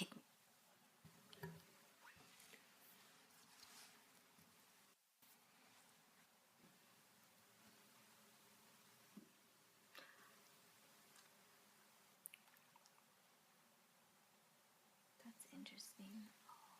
Because I was doing the entire screen. Let's try. There we go. I'm just gonna push my little magic number here to make sure it's working. Yeah, okay. So the original model is a quarter cent. So what we're gonna do, I'm gonna go ahead and scroll over to 27 because that's when it goes live. This is with a quarter cent and with a half cent. Let me scroll over. It's not gonna let me do both. Our just so you know, something's going on here. We go up to our revenues. This is just in general fund, go up to 104 million. And these are the number. Oh, I'm sorry. Oh, it's not scrolling. I wonder what's going. It kicked me off again. I apologize. Something. It's cutting in and out.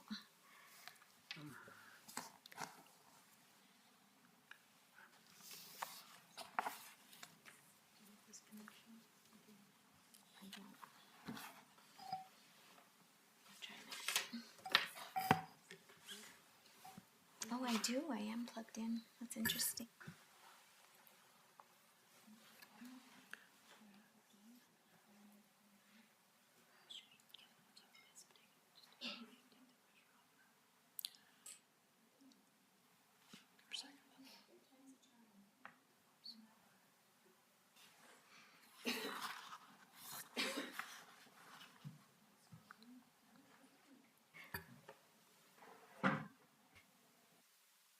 Third time's a charm, right? Okay, so with half a cent in 2027 and forward, that's what we're looking at. It's not scrolling again. It's a little delayed. I don't know what's going on. Let me move it over here.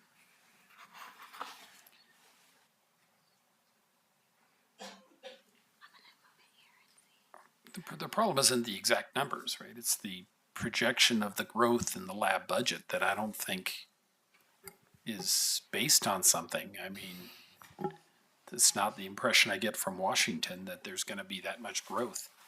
All I've ever heard is that they're committed to maintaining. I don't know what they're going to be doing with all of this growth you're showing in there, and I don't think that'll show up. So I think we have this whole ramping structure, at least in these numbers, and we're not going to see any of that. So We're going to see flat, just like this period going back to around 2016 when it was really flat. We're going to see something like that, and we're going to see percents per year, not 10% or anything. And I think we should plan on that basis. And I have a couple of projects to get rid of in CIP if you want to talk about how to cut the budget. But I don't think so. We have a couple capital things I don't think we have any use for some of those things, but and we really want to pay attention to housing, but we have all kinds of things dominating the budget that we're not too happy with, that we don't really need. We need the broadband and housing, and then there's everything else in the budget. And I don't think we need to increase things at all because I don't think the lab budget is going to go up much at all. It's going to go pretty flat. So we should plan on that basis, not on the growth basis. Madam Chair, Councilor Rieger, I will tell you that that's generally true. They're still, the reports that I think we heard most recently is they're still planning to grow by a few hundred, just not a few thousand, as they had planned in previous years. And the model shows a modest 3%, so I think that's true that the growth of the employees is certainly flattening out at the laboratory. But I would also say that we've heard that directly from the lab.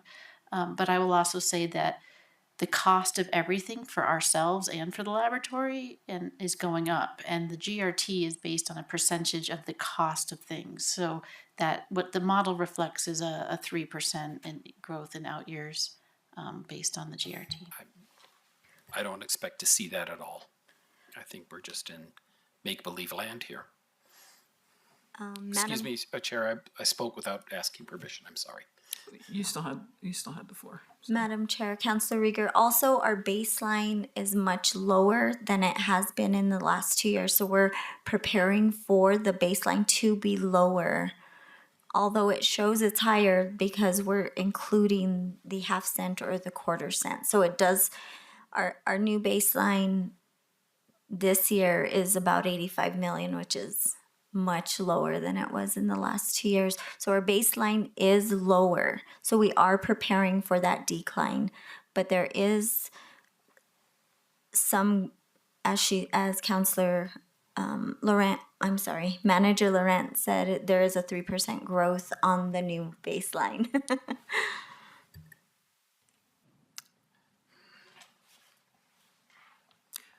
Do you want to be more specific about which projects you would cut? Just Oh, the out of road curiosity. diet, that's $8 million. I wanted to get rid of that anyway. I'm happy to do that. That's 4 and 4. And then there's also, I don't think we have a good plan for the dormitory, and that's 4 million too. The fact that's money for this year that we never spent, but we just push it off into future years, and we have, what's $12 million. So obviously, if there was a significant decrease in GRT that we didn't anticipate already, we'd have to make some decisions. And based on what's been approved and where we would potentially cut those costs. And I always get confused because I think Councillor Hand confused me earlier too, that increase in rate or increase in total money. Because I think you say, what did you just said increase? What did you mean? And Total or the rate? if there was not an increase in the GRT, as is currently projected about 3% a year, based on costs, Yeah. and it could even go up higher than that because of the costs. Of course, our costs would also go up. But if our projections are not correct, I mean, it's not an exact science. Budgets are not an exact science. It's based on history. It's based on data that we're accumulating right now, which is actually a couple of months old. If we're not correct, then we come in and we review the budget and we say, where do we want to cut? And actually this fall, we'll have an opportunity to talk about, is the quarter cent increase in GRT correct? Is a half cent correct, based on the projections that we're seeing now? So all we're doing right now is saying, based on where we think we are and where we think we're going, this is the budget we're going to approve potentially, or the budget that we're presenting to approve. And this fall, we'll have a better idea before we actually enact any kind of gross receipts tax increase to either cover housing and or to cover general expenses. That makes sense? Well, except the 3% part, yeah, I think. So the lab is shifting to more manufacturing, so I don't see how our GRT will even hold up. But maybe we got to kind of plan on the total amount being pretty flat, not going up like these projections. And we should plan on our spending to go in along those lines. And we don't know what will happen in about 2 years. It's true. But Yeah. I think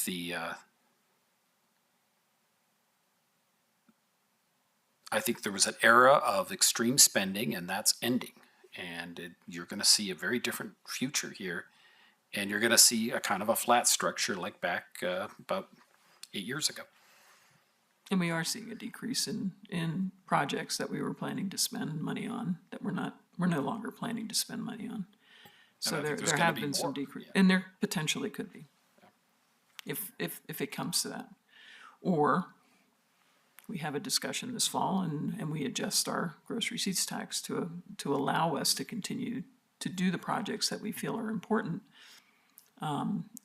if that's the case. So there's two options. And actually you can do a third one, which is a combined. You can reduce costs and increase revenue, or you can just decrease costs or you can just increase revenue. So I think we have options before us, and some of that will be presented this fall when we look at an ordinance for, if we look at an ordinance for a gross receipts tax increase, which is currently, as previously sort of decided, or at least projected to take effect July 1, 2026 at 0.25%. Well, if you use these spending projections, we're going to need 0.25%, and then another one, and then another one, like every year, because we have a planned ramp in spending, but not a planned ramp in anything else.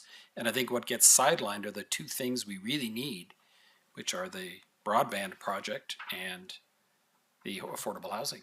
And then we have all this other stuff that I think should not be, are not a priority of the citizens as far as the ones I talk to. But of course, there's 6 other people that might think differently.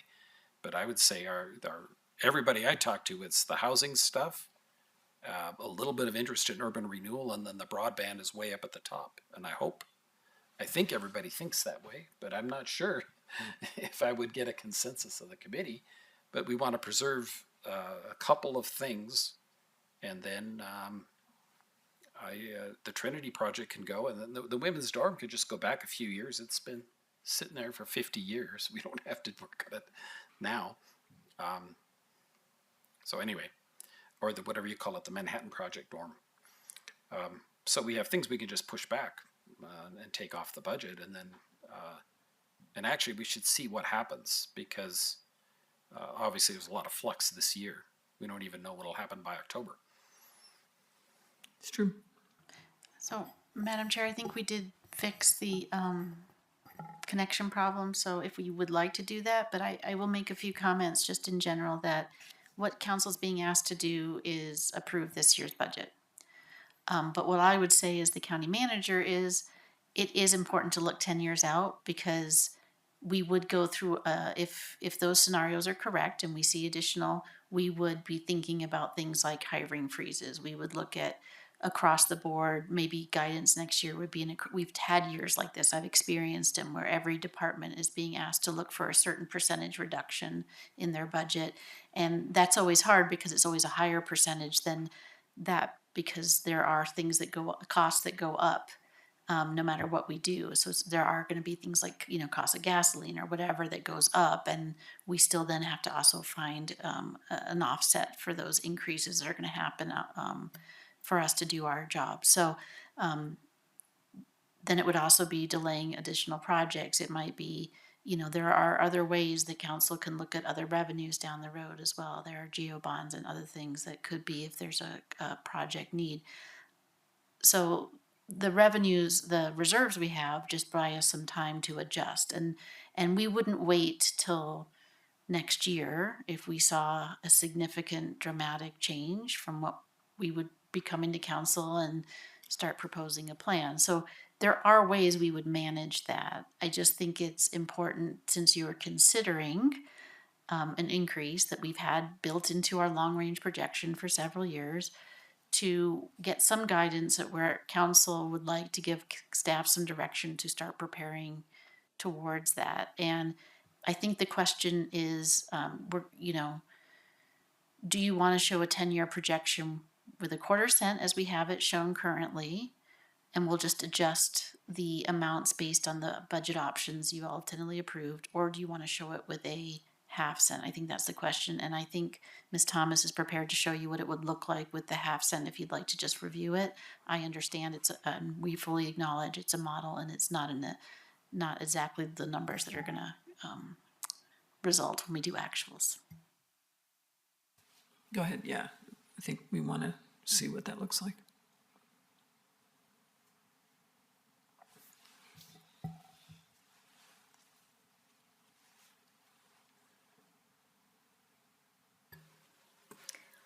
Okay, so I currently have it set at a 1/2 cent. That would bring in 104.5 million in GRT, in general fund only, just for clarification. the budget option you did not approve was a one-time, so it doesn't change from the sheet that you have actually. I believe scenario 4 programmed in an additional 10 million in transfers, not designated to anything, just so our reserves aren't going to show the same as it does on scenario 4, and I can pull up scenario 4 with that 10 million out extra each year. So just in FY 2027, our revenues will come in higher than our projected expenditures. Now this is with the recurring budget options as shown, and also if you add anything next year to budget, any budget options or any new initiatives, you'd also have to take that into account. And as you can see, we're above our reserve amount. Thank you. And Madam Chair, Council, what that allows for are transfers out to, it could be the economic development, it could be the regional fund, it could be the capital fund, it could be matches for grants and things like that.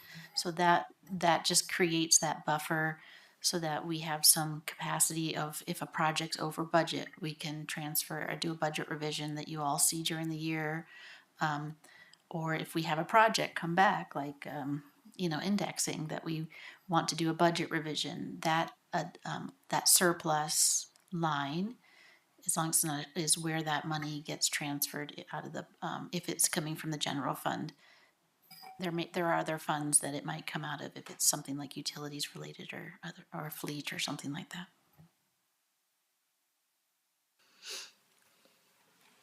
Any questions from council? I was just curious, would it be highly complicated to remove the escalation on the GRT? Because Remove the escalation? Yeah, just per the comment we heard. I mean, because isn't that formalized by 3%? If you can give me a minute, I can try. I'm gonna turn my screen off though, because I have to go to another tab. Yeah, I think that might be worthwhile just to see, because that's because the question is, if it's flat and you do 0.5%, then I think, because with the numbers we just were looking at, there were fairly large surpluses with 0.5%, I believe, right? So. Well, could I clarify something, please, Chair? Then on that, Go ahead. I thought that the baseline GRT revenue for this budget in the out years is a much lower number than we've been assuming in prior budgets because of the new information we've kind of started collecting the last quarter or two. So we have a new baseline that's lower, but then you're increasing it 3% per year because of CPI. Or inflation, actually, really. Madam Chair, Councilor Haveman, I invite Ms. Thomas to chime in. What I think the change was that the reduction just came sooner. Our previous models showed a similar reduction, it just happened a little later. And so when you do the increase, the more the revenues have decreased, the later you wait to do the increase, the less revenues you will see from that. Okay, but I guess I probably butchered how I said it. This budget already, or this projection already includes a reduced GRT revenue starting point. Mm-hmm. So it's not that, I don't think that we're saying it's going up and up and up and up, and we are already saying, we're already acknowledging it's going to be down. Right. And then we're upping it with a potential GRT increment, and then we're upping it 3% per year because prices are going to go up and GRT is based on what something costs. Right. GRT revenue. Right. Madam Chair, Councilor Haveman, what I think the question is, though, is if there's further declines and we don't see those inflationary increase on costs because those are offset by additional declines, that's where, just looking at it as a flat it's just another data point. Sure. I don't think at this point we think that's going to happen given the costs and given the work that's still occurring. But I just understood it to be just to see the difference between this and what a flat would do. Oh, yeah, I think it's a good request. I just want to make sure I was right that the projection that's been before us has taken into account that we've been seeing that we're anticipating a reduced GRT revenue into the county because of changes with our number one GRT provider. Madam Chair, so these sheets start with this coming year. So the first column on them, they're all the same, $87 million. And so the highest it was 107, I think, if I'm remembering right, but it was over 100 million in GRT. So it does show that there's all, I mean, I've heard the numbers presented in too many different ways to keep track of how they all are, because there's the numbers, arrows going up and arrows going down, right? But I think that our projection is functionally $20 million less than the peak, which if you look at history, I mean, that's not unheard of.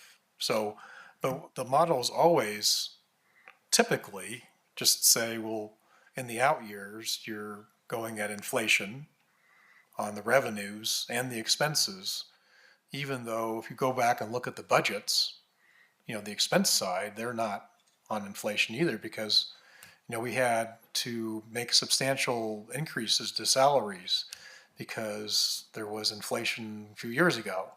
And then there's all the price of different kinds of, like, the things that we use generally are much more expensive than like the market basket, right? I mean, than the CPI.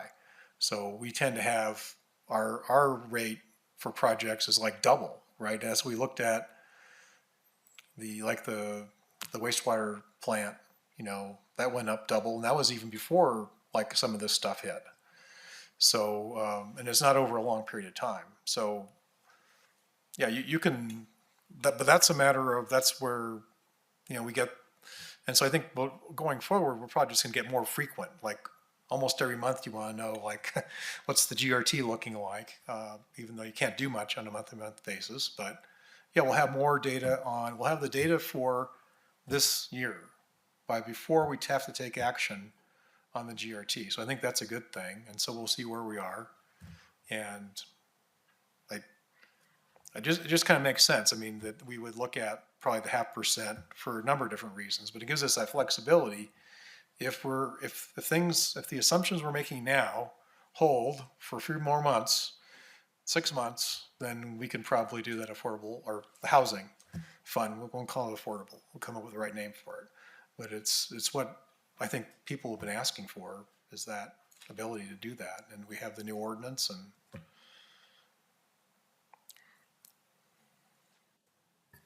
Madam Chair, Councilor Reddy, I was able to switch that number for you if you're ready for it.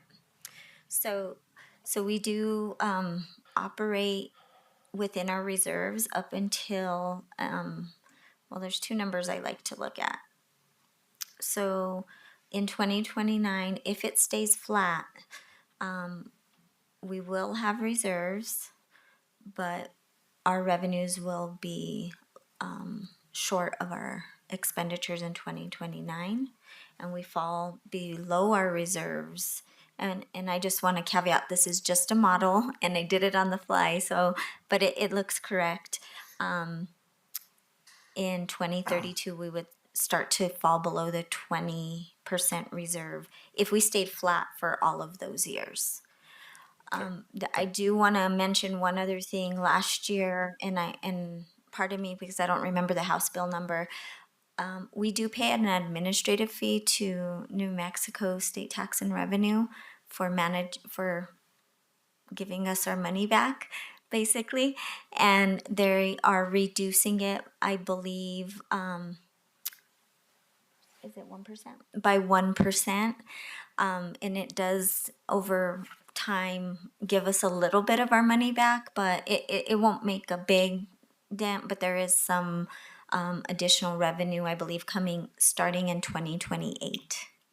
I just wanted to mention that. Councilor Igor? Yeah, in this projection we're looking at now, I can't see the upper part, but this is 0.25%? This is a 0.5%. 0.5%, oh.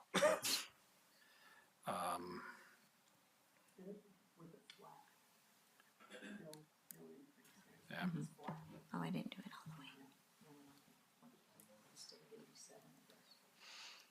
So how does that factor in to the rate of inflation, which I think is at like 2.4% now? So our expenditures, on the bottom portion of the general fund statement that I'm showing you, we generally do 3%. That is a standard number, even in other entities that I've used, that we've always used as inflation. Our CPI last year, when I did an average of 3 years last year for FY25, it was like at 5.6%. This year it's much lower. I think we were at 4.1 as at the average, and this was in December. And so 3% because of the volatility, and we really don't know what is going to happen. It is unknown. And as Councillor Righty mentioned, as we move forward these next couple of months, once September comes, I know it sounds crazy, but we'll know what a full year of GRT was for FY25, and Melissa and Ms. Peralio will come back if you move forward with that ordinance, and I'm sure whatever options you would like them to present, and with the quarter cent or the half cent, we'll have a better idea, and we can look at the budget. We'll get a quarterly update, and that way we can see where we're at that point in time.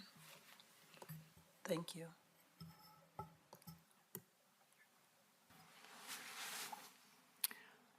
Okay, I think at this time, we need, you all need to know whether council is thinking a quarter cent or no increase, or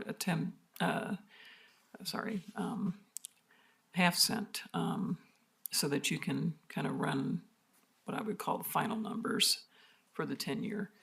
And so I believe I need a motion from Counselor to, Counselor Righty, do you want to try something? So I believe we just need to make a motion on the GRT change, if I any. think so. Right, nothing else, because that's going to have to come back to council. Do we need to have more? Go ahead. Madam Chair, Counselor Righty, in the I made a tentative motion that was included in you did. Granicus, and in my tentative motion, I just and you can word it however you please. I did put the language that says we will come back with no less than a quarter cent. In no later than October 2025.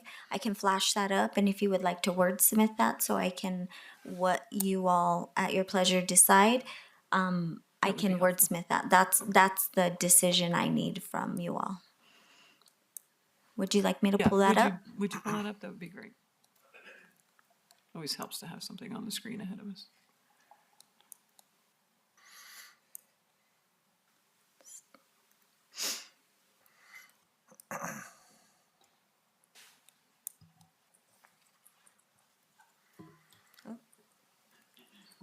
There it is. That's my notes. I apologize. Where did it go?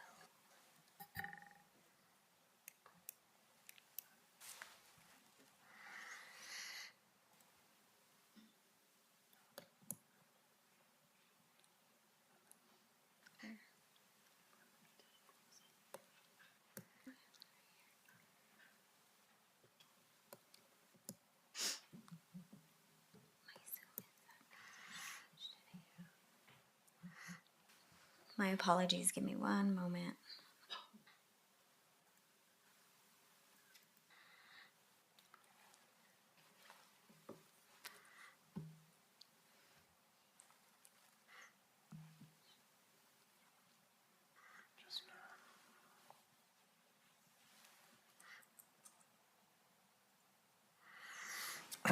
Go ahead.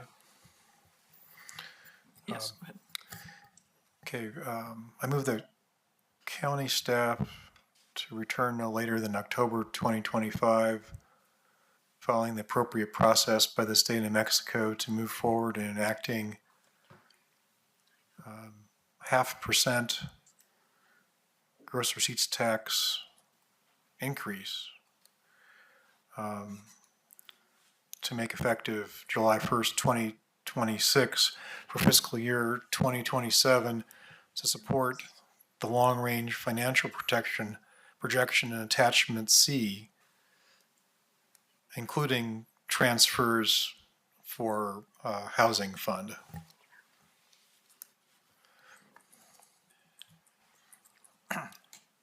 Thank you, Councilor Ryder. Is there a second? Second. But I do have a question on the motion. Okay. I just want to clarify something. When one says October, do we mean October 1st or October 31st? I mean, I'm just looking at the calendar, just for planning. It would be probably one of our meetings in October. So sometime during October. I would just say October 31st, because who knows, maybe we'll do a special meeting. I don't know. Okay. If we're gonna put a deadline in a motion, I just want to make sure we all agree on what the deadline Do is. I have to restate the motion? I think it's Or- been Okay, restated with in front of us. correcting the date to October 31st. So we have a motion as highlighted, shows up as number 8 on the screen in front of us, by Councilor Righty, and a second by Councilor Haveman. Is there any discussion? There's the final thing I stated about housing is not in Oh, there. yep. My apologies. Can you repeat State that? Yes, Yeah. please. I apologize. And I think I said that including transfers for housing. Because I believe the projection just has general. So, and I think that may have to come as a separate ordinance, but I think that we don't need to state that, do we?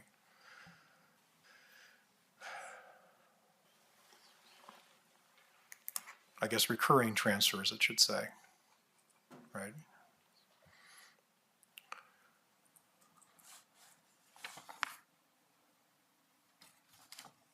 Do you need to specify whether that's a $0.25 on the recurring transfers?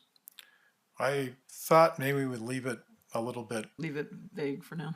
open-ended, given we don't know what's happening in 6 months. So this is just to give them some direction as to what they're looking to bring. And if it's the same, then maybe, yeah, it's 0.25%. Okay, does that look correct, Councilor Righty? They did add the word half-cent GRT increase. Right, I added the word increase in there too.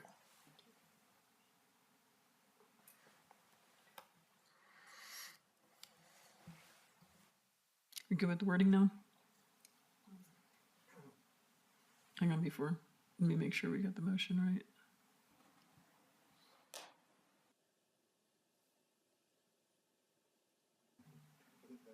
That Looks covers it.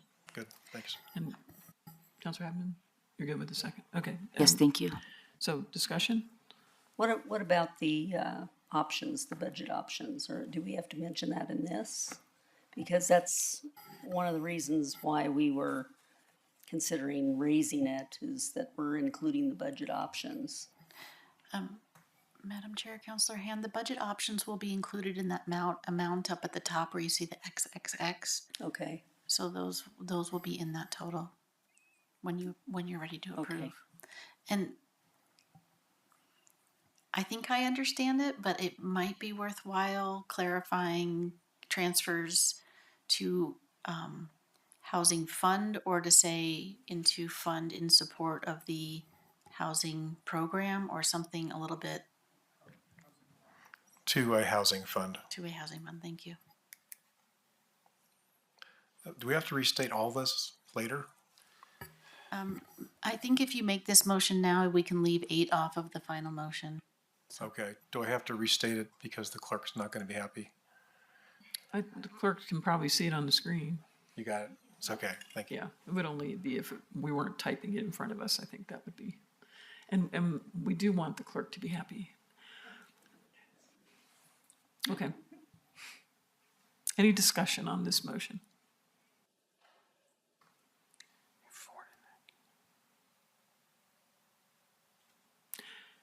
All right, let's have a roll call, please. Counselor Hunt, Yes. Counselor Ridey, Yes. Counselor Cole, Yes. Counselor Neil Clinton, Yes. Counselor Rieger, No. Counselor Haveman, Yes. Counselor Herman. Yes. The motion passes 6-1. All right, let the record show that the motion passes 6-1 with Counselor Rieger opposed. Madam Chair, thank you. Thank you.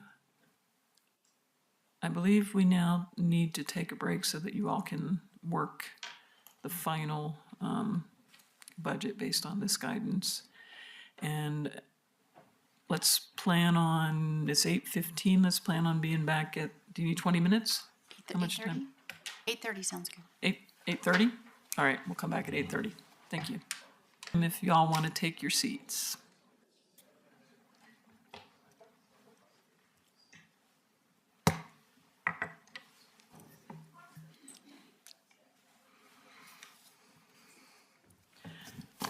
All right, we are ready for the final budget projection.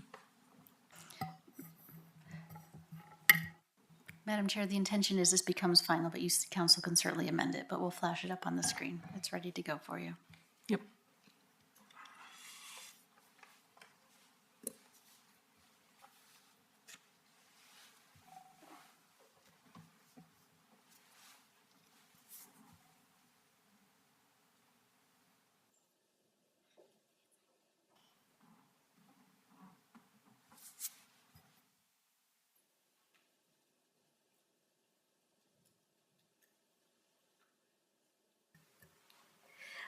While it's rebooting, I can do a really quick recap of the proposed budget plus the budget options. Okay. So our proposed budget, of course, it was 364.9 million. We added 3.1 million in budget options. I believe it was 550 in non-recurring. I'm sorry, let me get that for you again. 525 in one time and the remainder in non-recurring. For a total budget of 367,980,440.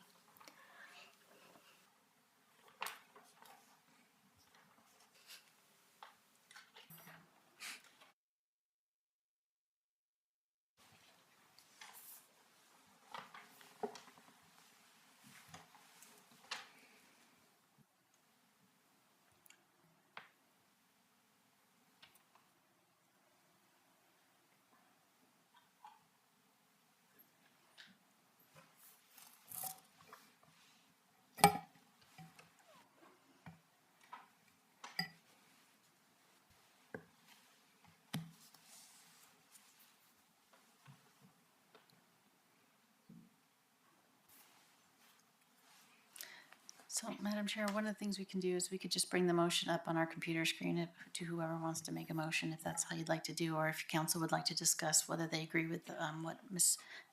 Thomas described.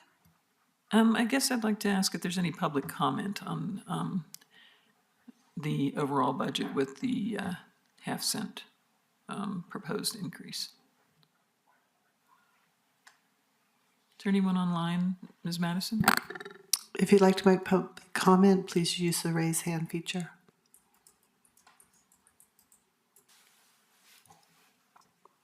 Chair, I'm not seeing any hands raised. Thank you.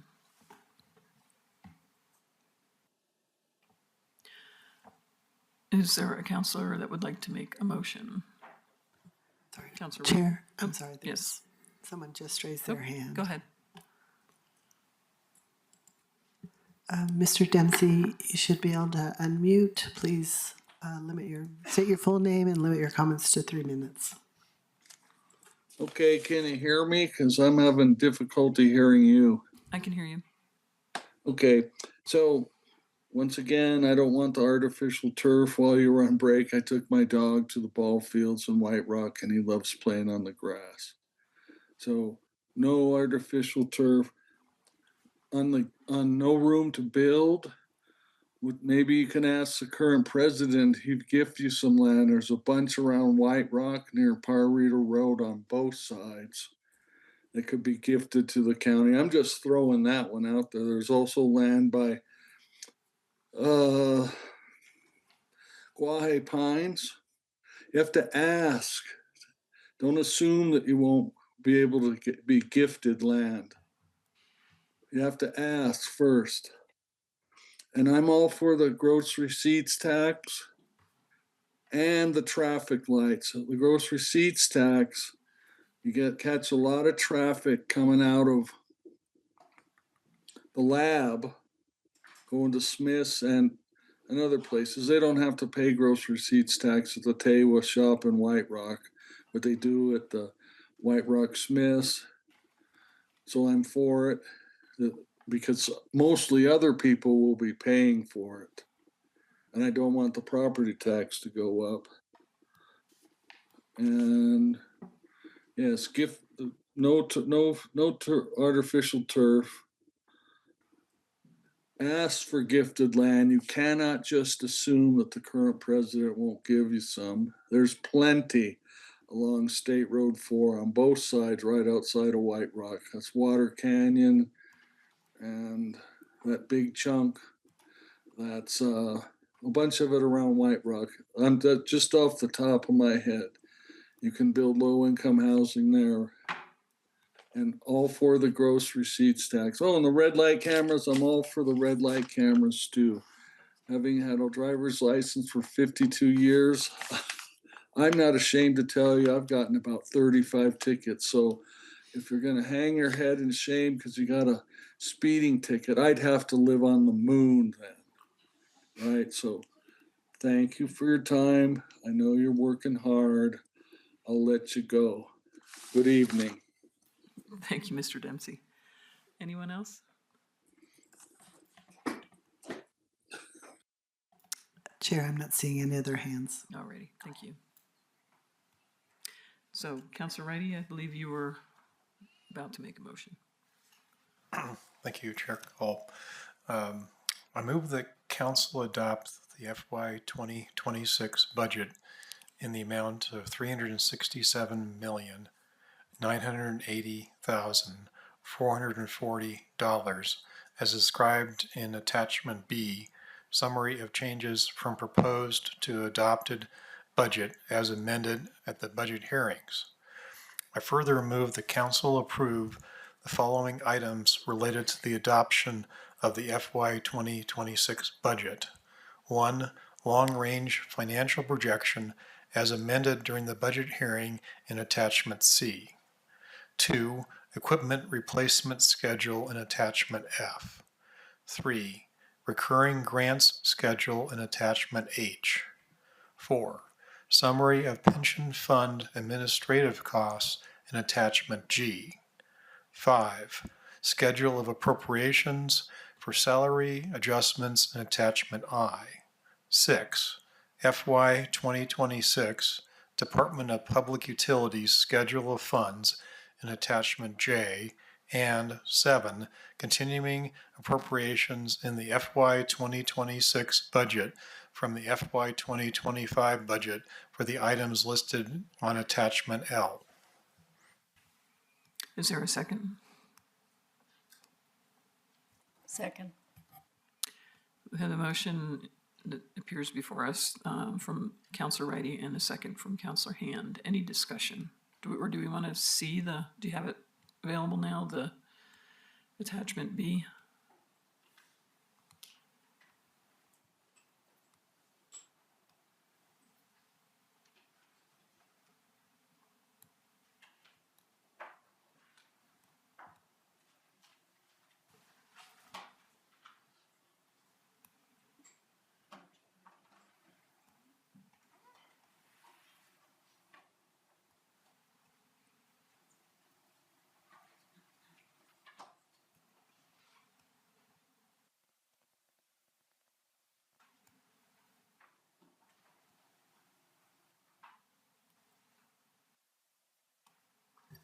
Madam Chair, would you like me to go through each fund briefly? Briefly would be great. Okay. Thank you.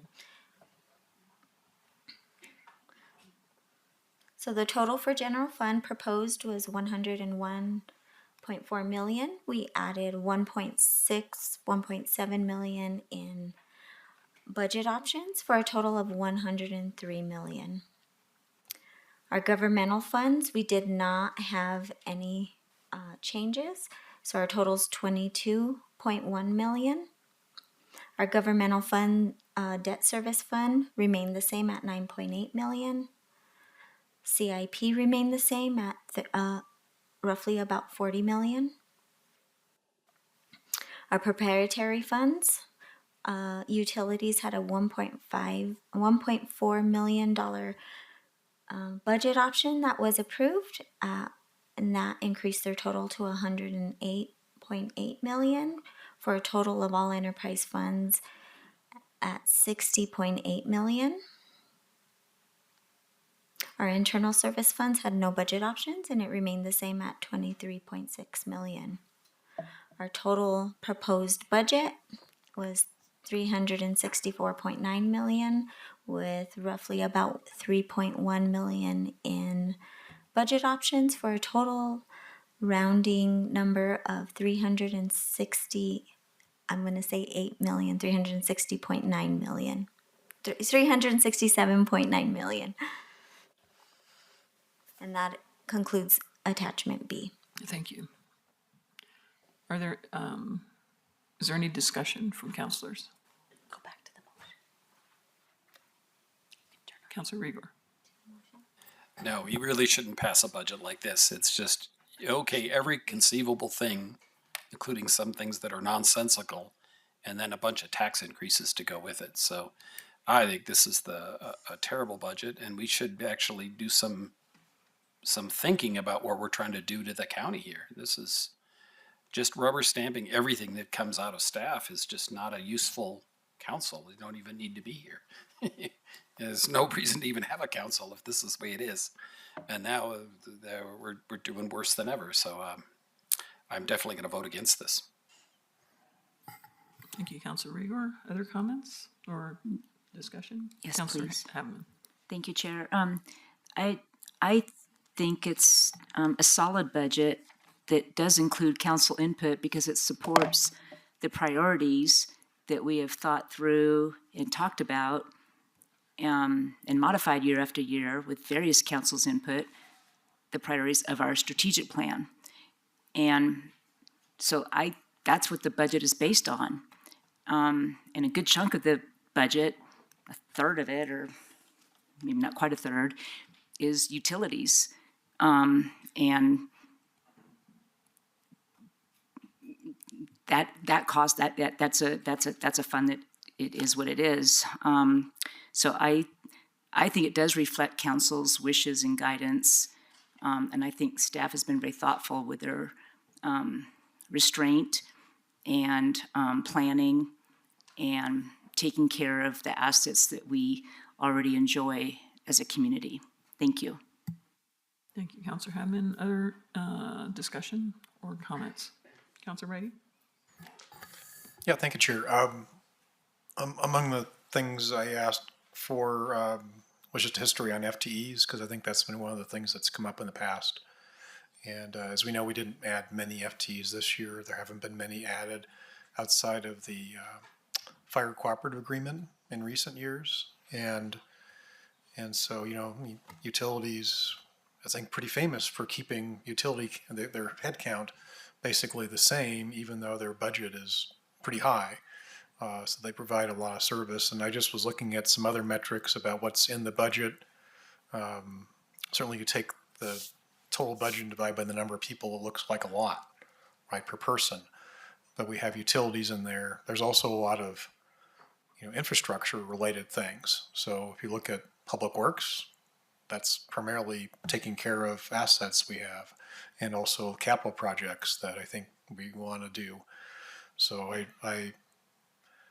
think that the budget was fairly constrained this year because of the uncertainties, and so we didn't see a lot of budget options. And I would just say that I agreed to plus up the tax increase because I felt like we could target it for something that is wanted by a lot of people. I think housing is something that everybody has said.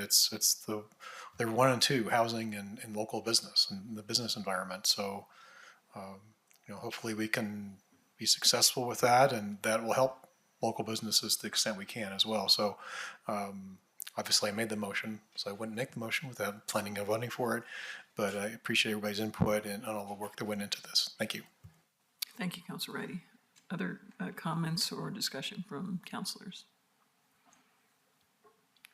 Yeah, I mean, I'll just echo that, as I've said in previous years, that I think we did a good job of scrubbing the budget.